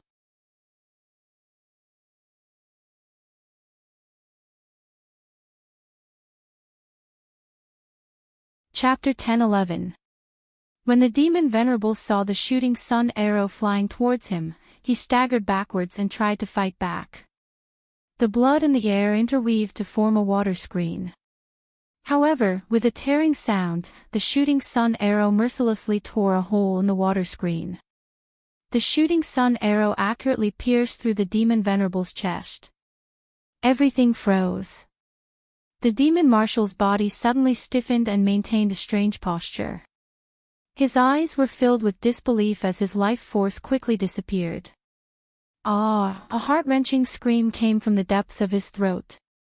It was abnormally ear-piercing. Suddenly, the scream stopped abruptly. A large amount of blood spurted out from the gaps in his body like a fountain. Boom! Under the great lord's desperate gaze, a loud explosion occurred. The demon marshal's body turned into a rain of blood that drifted with the wind and fell into the sea. Tang Zheng was in a daze for a moment and was amazed. The power of 9 arrows combined into one was unimaginable. Furthermore, when the shooting sun arrow flew out, his connection with the shooting sun arrow was still very close. The shooting sun arrow floated in mid-air and did not fall into the sea like before. "Come back!" Tang Zheng called out, and the shooting sun arrow flew back into his hand with a "so" sound. He could freely control the shooting sun arrow as if he was controlling the war soul sword. This way, he did not have to worry about losing the shooting sun arrow. This was an unexpected surprise of the blood recognition. Bai looked at this scene lazily and curled his lips. What demon marshal? It's just a Suso. How can it be master's opponent? Tang Zheng's entire body relaxed as he laughed involuntarily and said, "Are you trying to flatter me?" Bai opened his mouth as if he was laughing. "Let's go down. Don't let the scarlet lunar beast escape." "How dare it? Roast it!" Bai said fiercely. Tang Zheng laughed and looked at the rain that was gradually returning to normal. Although it was a storm in front of him, the wind and rain could not affect him at all. On the sea, the scarlet lunar beast did not run away. It only looked up at the scene in the sky. When it saw the demon marshal explode and die, its eyes flashed with shock. Seeing Tang Zheng and Bai descending from the sky, it quickly lowered its head and looked docile. Although it was arrogant by nature, after Bai's punishment, it understood who was stronger and who was weaker. Therefore, it instinctively chose to give in. Tang Zheng looked at the red lunar beast with satisfaction. It did not choose to run away, which was a wise decision. He believed that since Bai was so confident, it must have absolute confidence. Even if it ran away, there must be a way to get it back. If it really ran away, then Tang Zheng would definitely not be so courteous to it. Since the red lunar beast was so useful that even the demon lord wanted to snatch its inner core, if it was really rebellious, then Tang Zheng would definitely not keep a ticking time bomb by his side. He might even snatch its inner core. However, since it was so obedient and it was related to the red moon beast and the crystal, he would not touch it for the time being. Although he also urgently needed to increase his power, he was not as crazy as the demon sovereign. Let's go back to the yacht. The storm is going to hit the yacht soon. Tang Jing rode on his sword while Bai rode on the back of the red lunar beast. It seemed to be getting used to being a mount as it swam back to the yacht without saying a word. On the yacht, everyone was anxiously waiting. As they were too far away and there were dark clouds, they could not see clearly what was happening in the middle of the night. Seeing that Tang Jing had returned, they immediately went up to him and asked about the outcome. The threat has been eliminated. Don't worry, Tang Jing said. Who is that person? What red lunar beast? What demon marshal? Someone asked curiously. Tang Jing smiled and said, there's something that I have to tell you. This world is not as simple as you think it is. There are many unknown dangers. Therefore, it's best to forget what you've seen. Don't tell anyone about it, or else it won't do you any good. This sentence was a warning, but it also carried a threatening nature. Everyone heard it, and immediately, their faces became deathly pale. Tang Zheng was not being cruel. He was doing it for their own good. If they were to spread the news, they would be the ones who would be hurt in the end. Of course, he might be in some trouble, but he already had enough troubles. He did not care about one more. Du Qifeng's heart skipped a beat and his face became serious. He warned everyone sternly, did you hear that? Young Master Tang is doing it for everyone's good. You must remember that. Otherwise, you'll be the ones who suffer in the end. If I hear anyone spreading rumors, I won't let them go. Everyone kept quiet out of fear and kept nodding their heads. What they had seen and heard along the way had completely shocked them. Although they were curious, no one would risk their lives to spread rumors. Tang Jing nodded his head in satisfaction. This matter was finally over. Du Qifeng immediately asked someone to clean up the blood on the ground and the dead colleague. This time, they had lost 2 people and it was a shadow in everyone's heart. Whoosh! The wind blew and the storm finally swept over. The yacht shook with the breaking waves. The rainstorm hit the yacht and made a crackling sound. Tang Zhang's face sank. His right foot gently stamped on the deck. With a bang, the big ship sank down as if it had been hit by a huge force. It shook violently and stopped immediately. The yacht seemed to have taken root in the sea. No matter how turbulent the waves were, they could not do anything to the yacht. Early in the morning, the storm finally stopped. The wind and rain washed away the killing and blood of last night. The sun shone and the sea breeze blew, bringing a fresh smell. For what happened last night, everyone chose to keep their mouths shut. No one mentioned it or asked Tang Jing about it. Everyone was eager to return to the land. At noon, the yacht finally docked. Several luxury cars had been waiting at the dock for a long time. Tang Jing, Lu Qingmei, Du Qifeng, Wang Guanchuan and Xiao Xiaoling got in a car. Bai and the Red Moon Beast naturally followed. The Red Moon Beast was as big as a leopard. It was majestic and looked at the colorful world in amazement. It had been on the bottom of the sea since it was born. It had never left the sea. In the face of this colorful world, there was some confusion in its eyes. It was even more difficult to hide its excitement. It sniffed left and right. Bai scornfully curled his lips and said, "You are really ignorant." The Red Moon Beast rolled its eyes and did not dare to refute. Fortunately, there were too many local tyrants who raised some strange pets, so even if the Red Moon Beast was a bit strange, it did not cause too much reaction from strangers. At most, they just looked at it a few more times. This made Tang Jing feel relieved. If the Red Moon Beast was too eye-catching, he would definitely not hesitate to take it into Summer World. The car came to a high-end hotel. Delicious food was waiting for them. This was Du Qifeng's arrangement. Tang Jing did not object. At the dining table, Du Qifeng was very good at livening up the atmosphere. The gloominess on the sea was swept away. Both the guests and the host enjoyed themselves. After eating and drinking to their heart's content, Tang Jing did not beat around the bush. He said directly, "Director Du, it's fate that we met this time. If there's anything that you need help with, just tell me.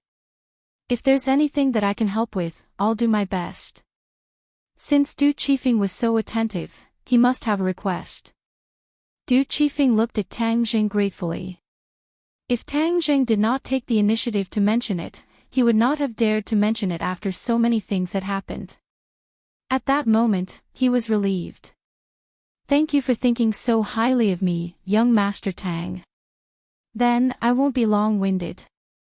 I heard a rumor that there was a magical pill called the life-extending pill in the capital last year. It was made by young Master Tang. May I know if young Master Tang still has such a magical pill?"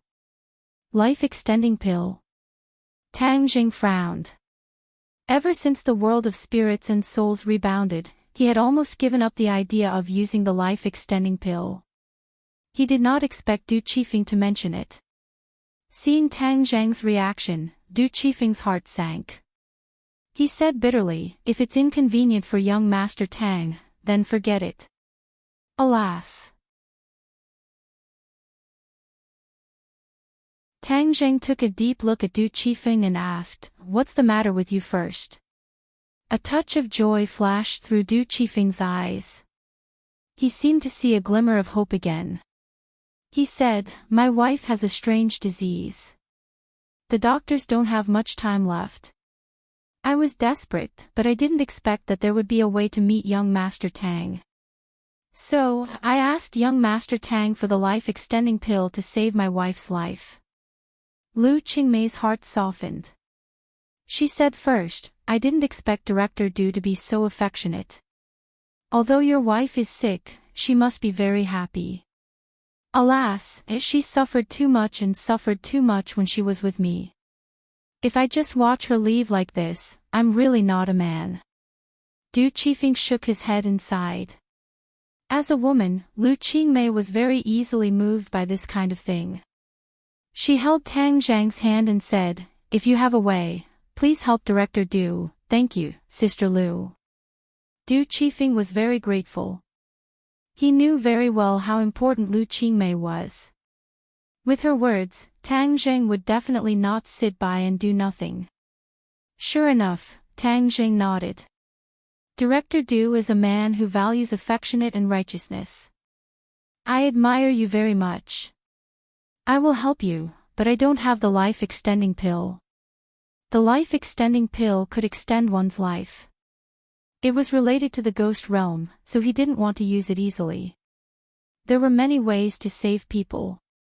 It was not necessary to use the life-extending pill. Hearing that there was no life-extending pill, a touch of despair flashed through Du Qifeng's eyes. Seeing this, Tang Jing hurriedly said, "Director Du, don't worry. Listen to me. Although I don't have the life-extending pill, it's not difficult to cure diseases and save people. I'll recommend a person to you. He is the divine hand of Xinglin. I think he can help your wife." "Who is it?" "The King of Medicine."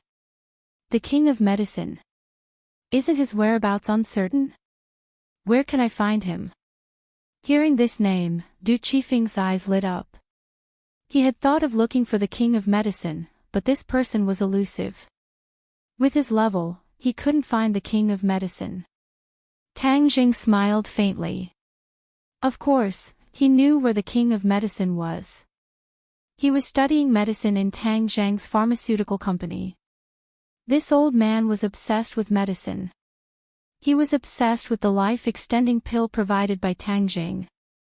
He wouldn't give up until he thoroughly studied it. I'll ask him to contact you. If it still doesn't work, I'll think of another way. Tang Jing promised.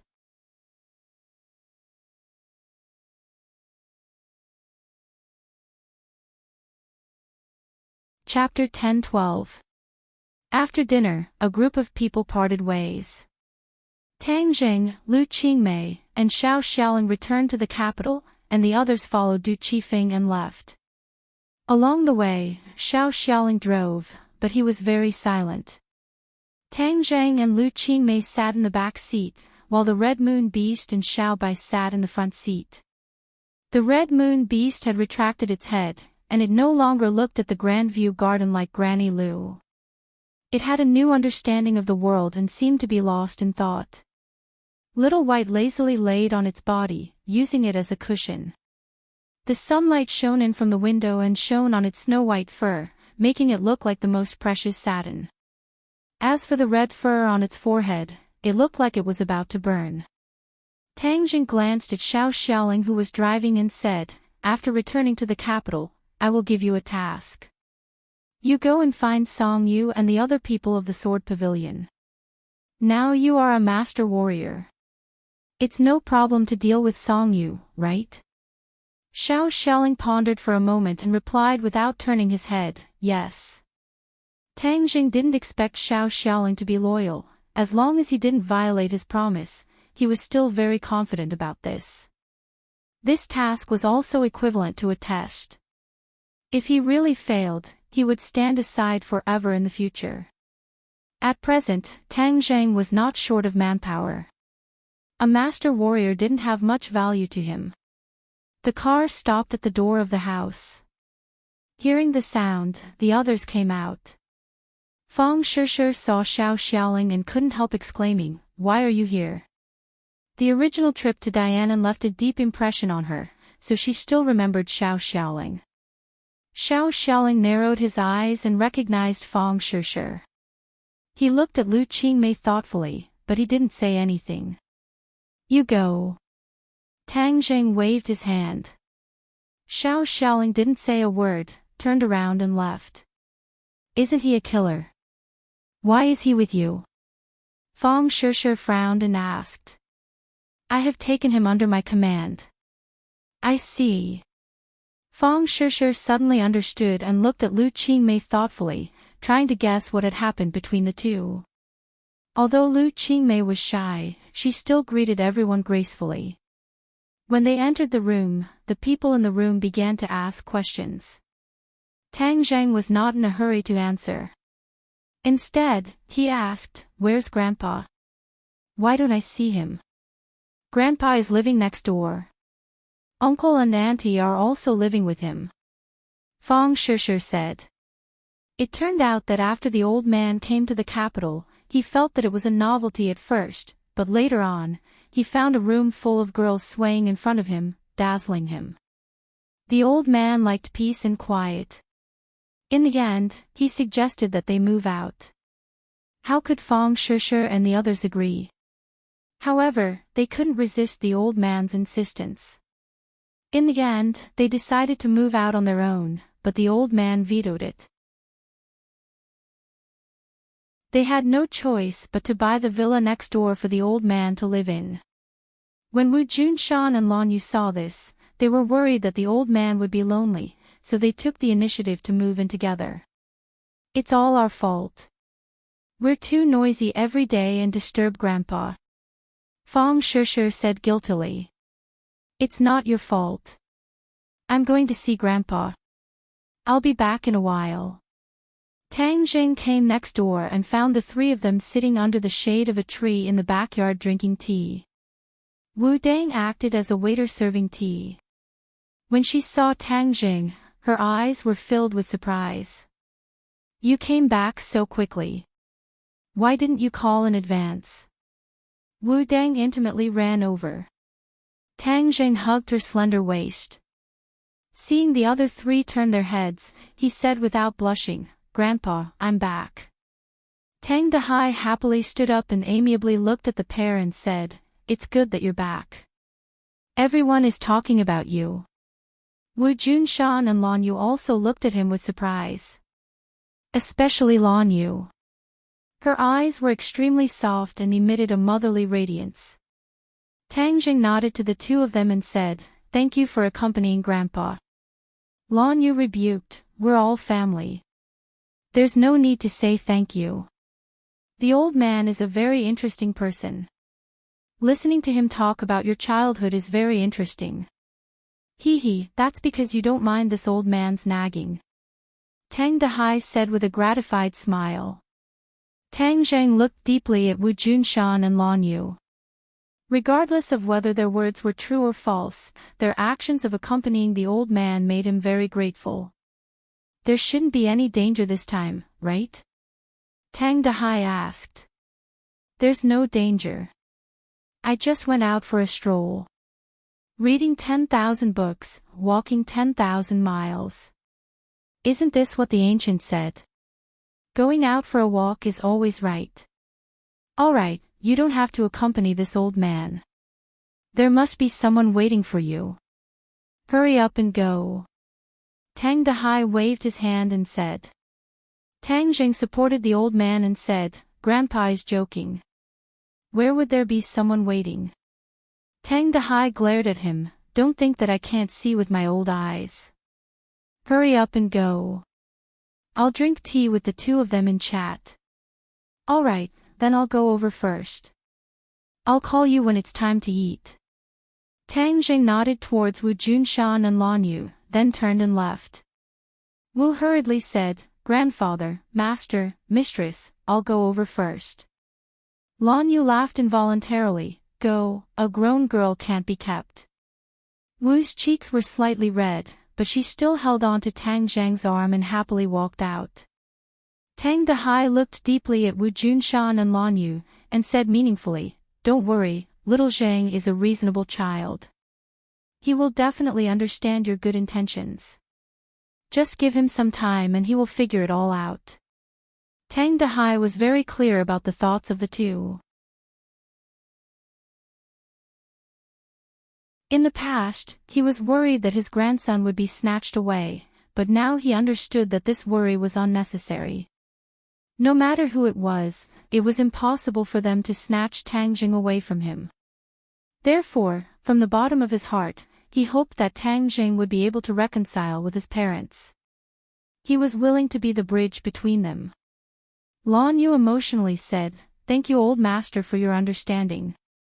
We will definitely work even harder to obtain his forgiveness. We are willing to wait." Wu Junshan also firmly nodded his head.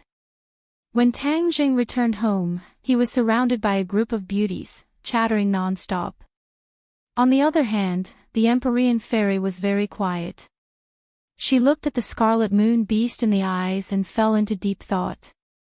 With the Empyrean fairy's eyes, she could naturally see that the scarlet moon beast was not an ordinary creature.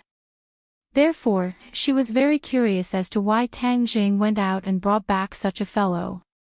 When Xiaobai returned home, he was caught by Nana. Little girls had no resistance towards this kind of cute thing.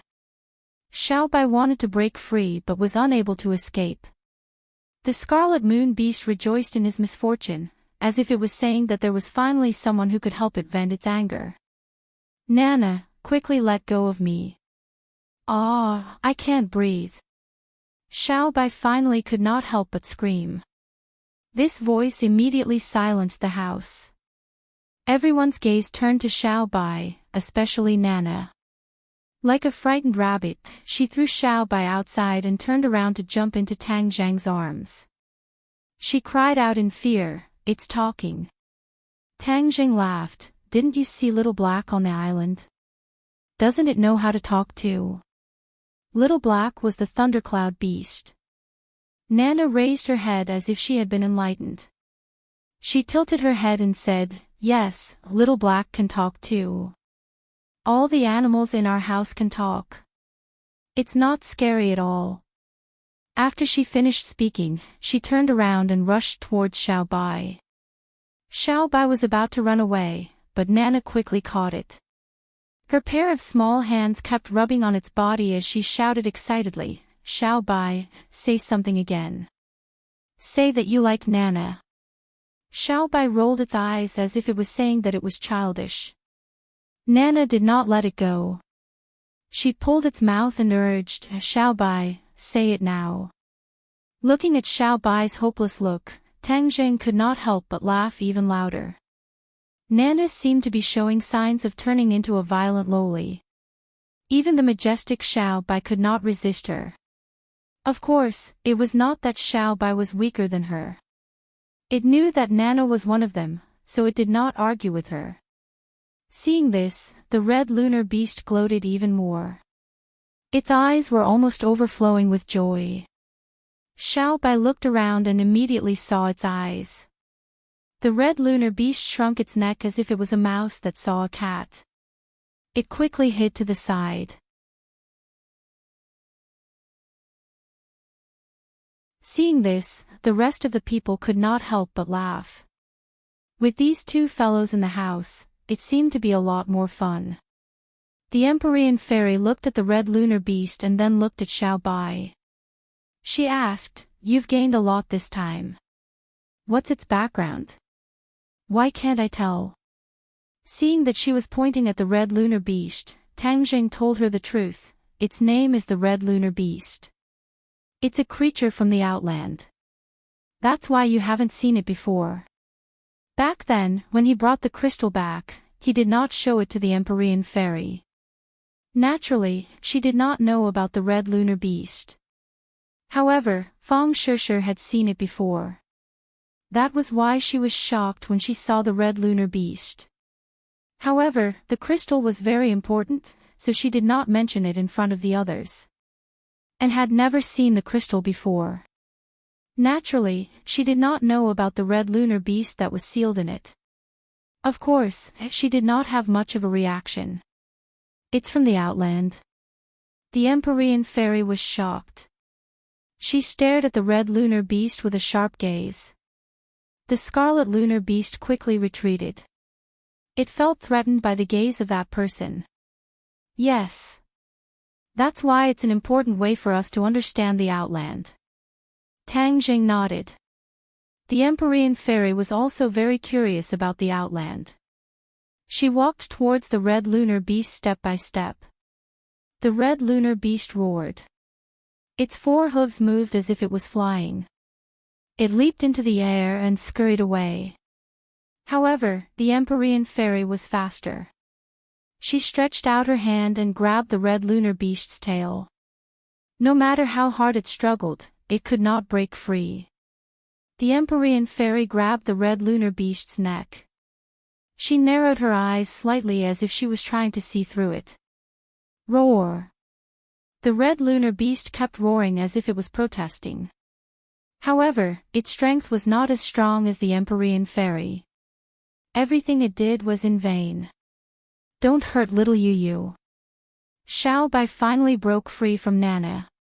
He rushed onto the red lunar beast and rode on its back. He shook his head at the Empyrean fairy and said, "Little Yu is my trophy." Little Yu. Everyone looked at the red lunar beast strangely. The name did not match its ferocious appearance at all. It made them want to laugh.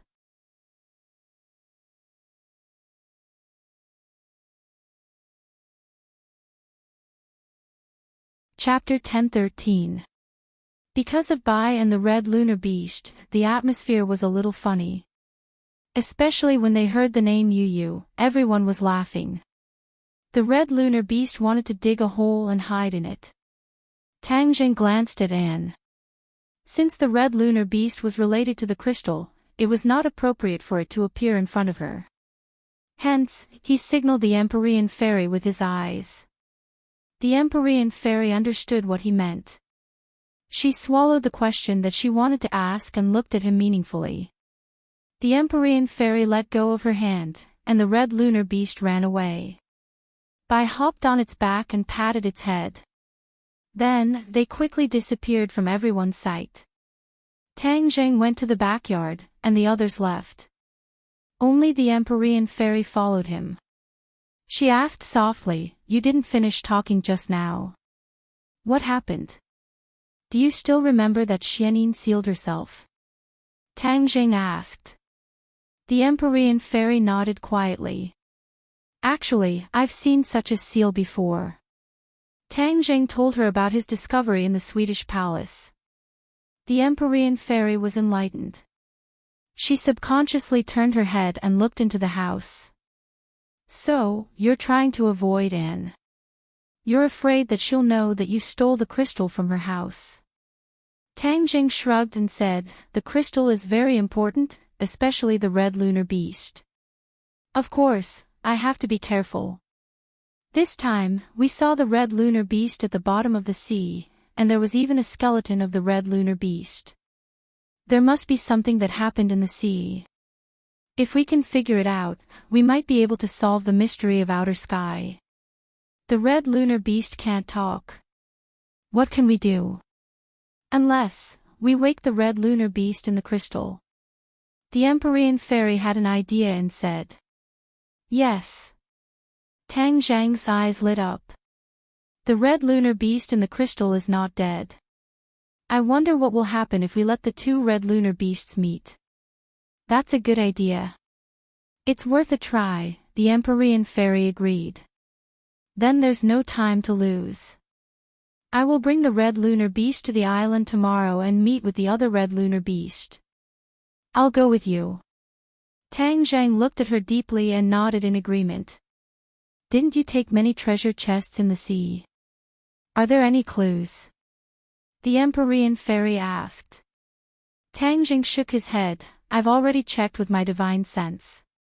These treasure chests don't contain any skeletons, they're all filled with jewels. The skeleton in the previous treasure chest was probably just a coincidence. The Empyrean fairy was slightly disappointed. It was the same for Tang Jing. When he first heard about the red lunar beast from the demon lord, he had a thought, is the inner core left behind by the skeleton still there? He specifically asked Wang Guanchuan and found out that there were no inner cores in the treasure chests that they fished up. The inner core was probably the same as the corpse, it had already rotted and fused into the sea. He then remembered the unusual great white shark. Perhaps the great white shark had absorbed the energy released by the red lunar beast after it rotted, causing it to mutate and increase its strength by a lot. I'm afraid no one knew that the corpse of the red lunar beast had such a great use back then. Otherwise, it wouldn't have been buried at the bottom of the sea and wasted. Tang Jing sighed inwardly. That night, after everyone had dinner together, Tang Jing returned to his room. Just as he laid on the bed, the voices of the heaven-shocking bow and the sun-shooting arrow artifact spirit sounded in his mind. Master, there's something I need to tell you. What's the matter? Tang Jing asked in surprise. After I woke up, I found a set of archery techniques. I wonder if Master would like to know. Archery? Yes, Hoi's archery. This archery technique has always been sealed in my body, and I only discovered it not long ago. Tang Zhang's eyes lit up, and he immediately sat up from the bed. The heaven-shocking bow and the sun-shooting arrow were the weapons used by the ancient martial Empress Yi to shoot down the sun.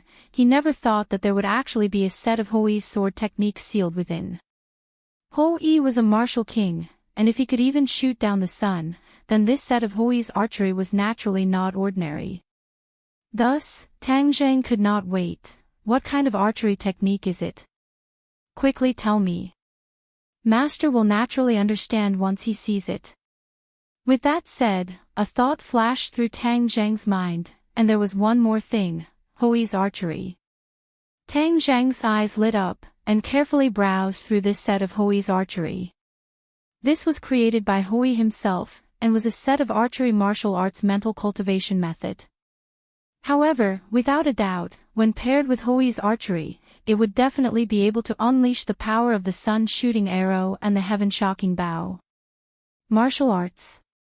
If that's the case, wouldn't I be unable to cultivate? Tang Jing turned pale. He was a cultivator, how could he cultivate martial arts? This was a matter of common sense. He shook his head, suppressing the disappointment in his heart.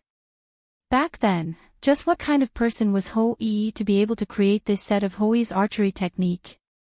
Although I can't cultivate it, if I meet a fated person, I will pass it down, and it can be considered as not letting Ho-Yi's archery technique disappear from the world.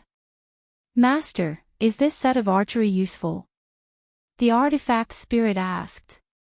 Tang Jing smiled faintly, and comforted, thank you, it's useful. After resting for the night, Yi Dingdang did not climb up his window again.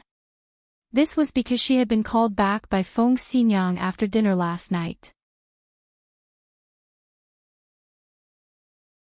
She had stayed here for almost the entire summer vacation, and as school was nearing, Feng Xinyang finally could not help but want to be alone with her daughter for a period of time. No one else had the guts as big as Yi Dingdang, so he was able to have a peaceful sleep. Early in the morning, an scream rang out. Tang Jing got up like a carp and rushed out, thinking that something had happened, but he saw An in front of the fish tank crying out in grief, "My fish, where are my fish? Where did they go? Last night before I went to sleep, they were clearly in the fish tank, and I even fed them, how could they disappear?" The few precious ornamental fish in the fish tank were specially flown in by An from her own country. After all, she was a princess, and the aristocratic style in her bones would be revealed no matter where she was. Some time ago, she felt that the huge living room was too empty and monotonous, so she became a designer herself, and redecorated it, adding a lot of ornaments, and that huge fish tank and the ornamental fish in it were one of them. But she did not expect that the fish would disappear early in the morning. How could she not be angry? Tang Jing thought that something big had happened, but it turned out that it was just a few fish, and he could not help but breathe a sigh of relief. When An saw him, she pounced on him like a butterfly, took his arm, and said with grievance, "Tang Jing, you must investigate for me, find my fish, and punish the murderer severely." Looking at her towering chest rubbing against his arm, Tang Jing's heart was restless, but when he saw the strange gazes of the others, he quickly suppressed this thought and said righteously, "This is our home, we can ask the disciples of the witch clan who are guarding outside to see if anyone has barged in." "I've already asked, no one broke in at all. Moreover, if someone really came, with so many masters, how could they not find him?" Tang Jing secretly nodded his head. What Annie said was right. If someone really barged in, even he and the mysterious Lady of the Nine Heavens would not be able to discover them, then it could only mean that the other party's cultivation was ridiculously high, and there should not be such an expert in this world. Moreover, even if there was an enemy, it would not be just for a few fish, there must be something fishy going on. Tang Zhang's face turned grave, and he began to ponder. He looked left and right, then asked, "Is there anything else that's missing?" "No." The rest shook their heads. Tang Zhang's eyebrows furrowed even deeper. This was strange. Could it be that the fish grew wings and flew away on its own? Was that not nonsense? His gaze swept over every corner and every person, inch by inch. Suddenly, when he glanced at the red lunar beast, it subconsciously retreated and hid in the corner. Tang Zhang's heart skipped a beat, and he strode toward the red lunar beast.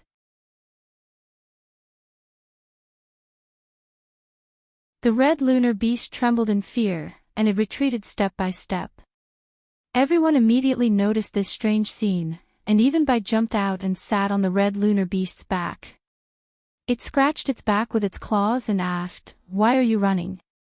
Master won't eat you." The red lunar beast had a complicated look in its eyes, and it was trembling. Tang Jing asked loudly, Yeah, I'll be lenient if you confess, but I'll be strict if you resist. Did you eat those fish?" The red lunar beast howled, and it wanted to shake its head to deny it. However, when it looked at Tang Jing, it stopped and turned back into its head. "Aw!" Everyone was shocked, but they also realized that the red lunar beast was the thief who stole the fish. Tang Jing smirked. The red lunar beast lived in the deep sea all year round, and it probably ate fishes and prawns. Tang Jing had forgotten about that, so he did not feed it any food. Bai had always been like that, and it rarely ate anything. He did not expect the red lunar beast to be a foodie, and it ate those fishes secretly in the middle of the night. And was shocked when the culprit came out of the water, and she was furious. She rushed over and shouted, "How could you eat my fish? You're so pitiful." The red lunar beast felt wronged. It had been eating fish all its life. Who told it that it could not eat fish? It was not something valuable. However, looking at the furious ant, the red lunar beast chose to retreat. "It's just a few fishes, right? What's the big deal?" Bai suddenly raised its head and shouted at and to protect the red lunar beast. And stopped and looked at Tang Jing pitifully. "Those are my favorite fishes," she felt wronged. Looking at her, Tang Zhang's head went soft. Like magic, a pearl necklace appeared in his hand. "This is for you. Take it as my compensation for your fish." Anne's wronged voice suddenly stopped. She immediately took the necklace, and her worry turned into joy. She cheered, "This is the first gift you've given me. I'm so happy." At that moment, she threw the matter of the fish to the back of her mind. "Help me put it on." Tang Jing could not persuade her, so he could only put the necklace on for her. She turned around and asked, "How is it? Is it pretty?"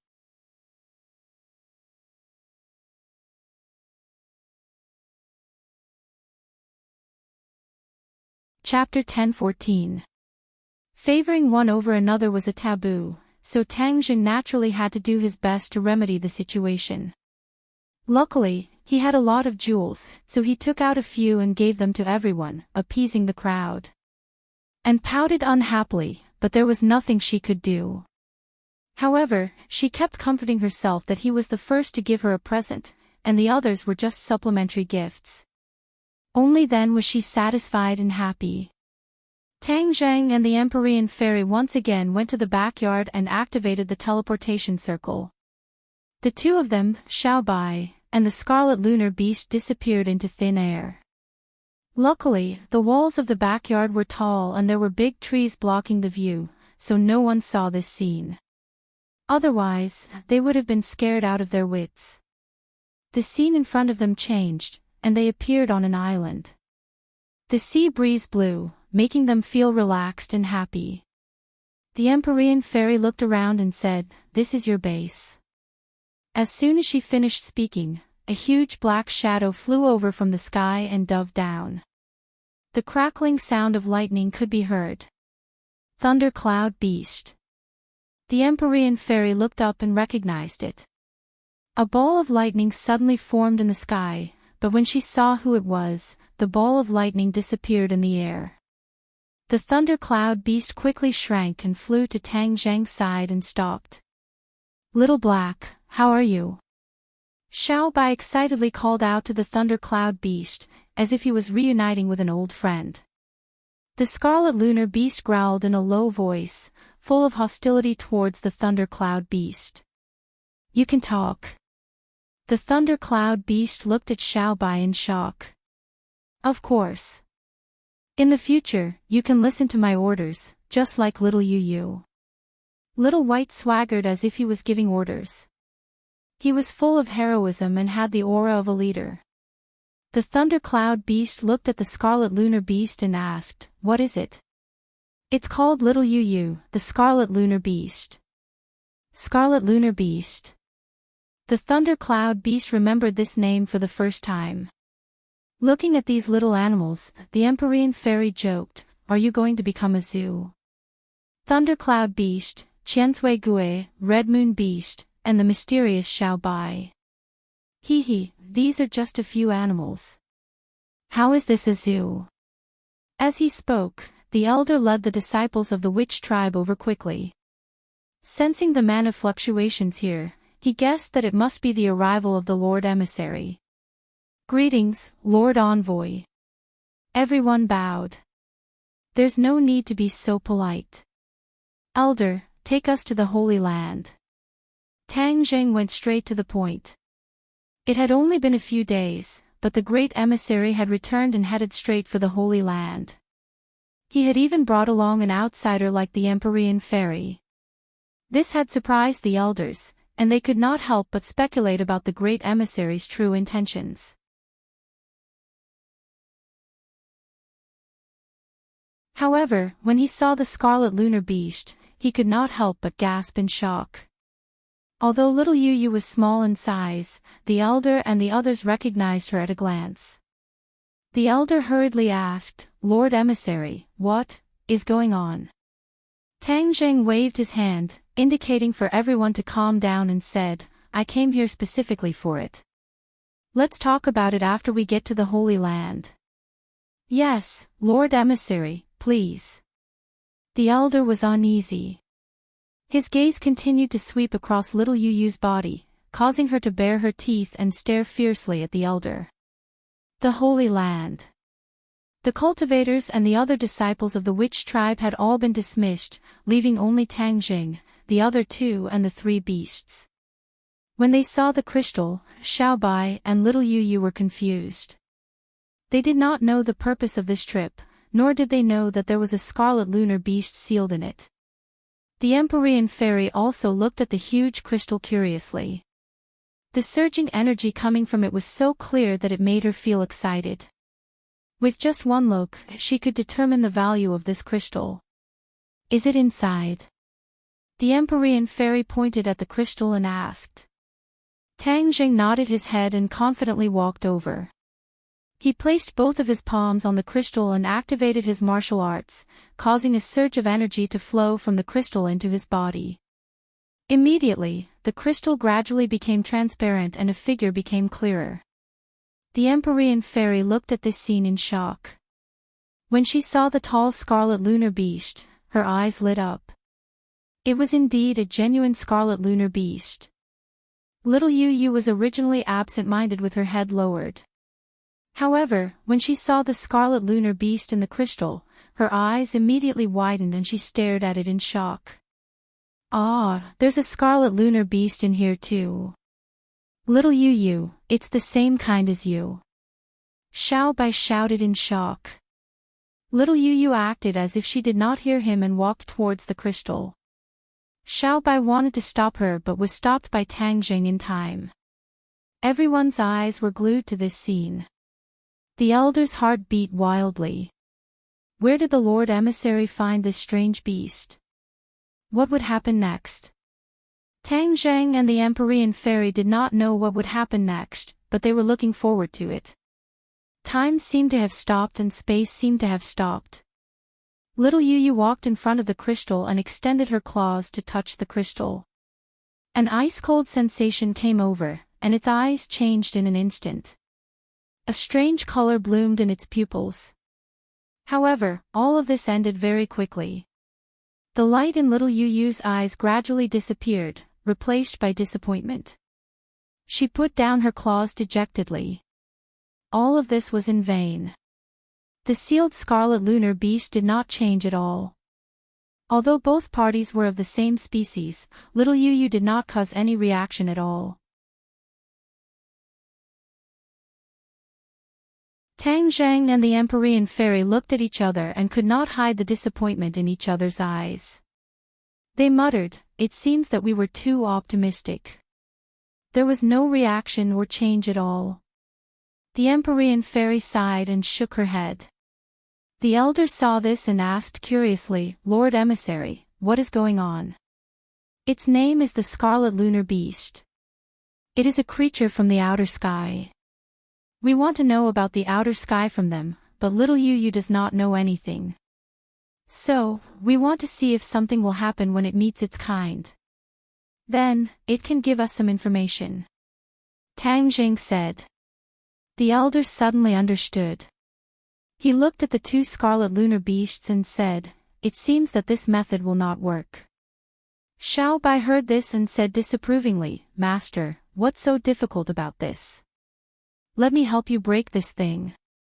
Just as he finished speaking, a white figure leaped out.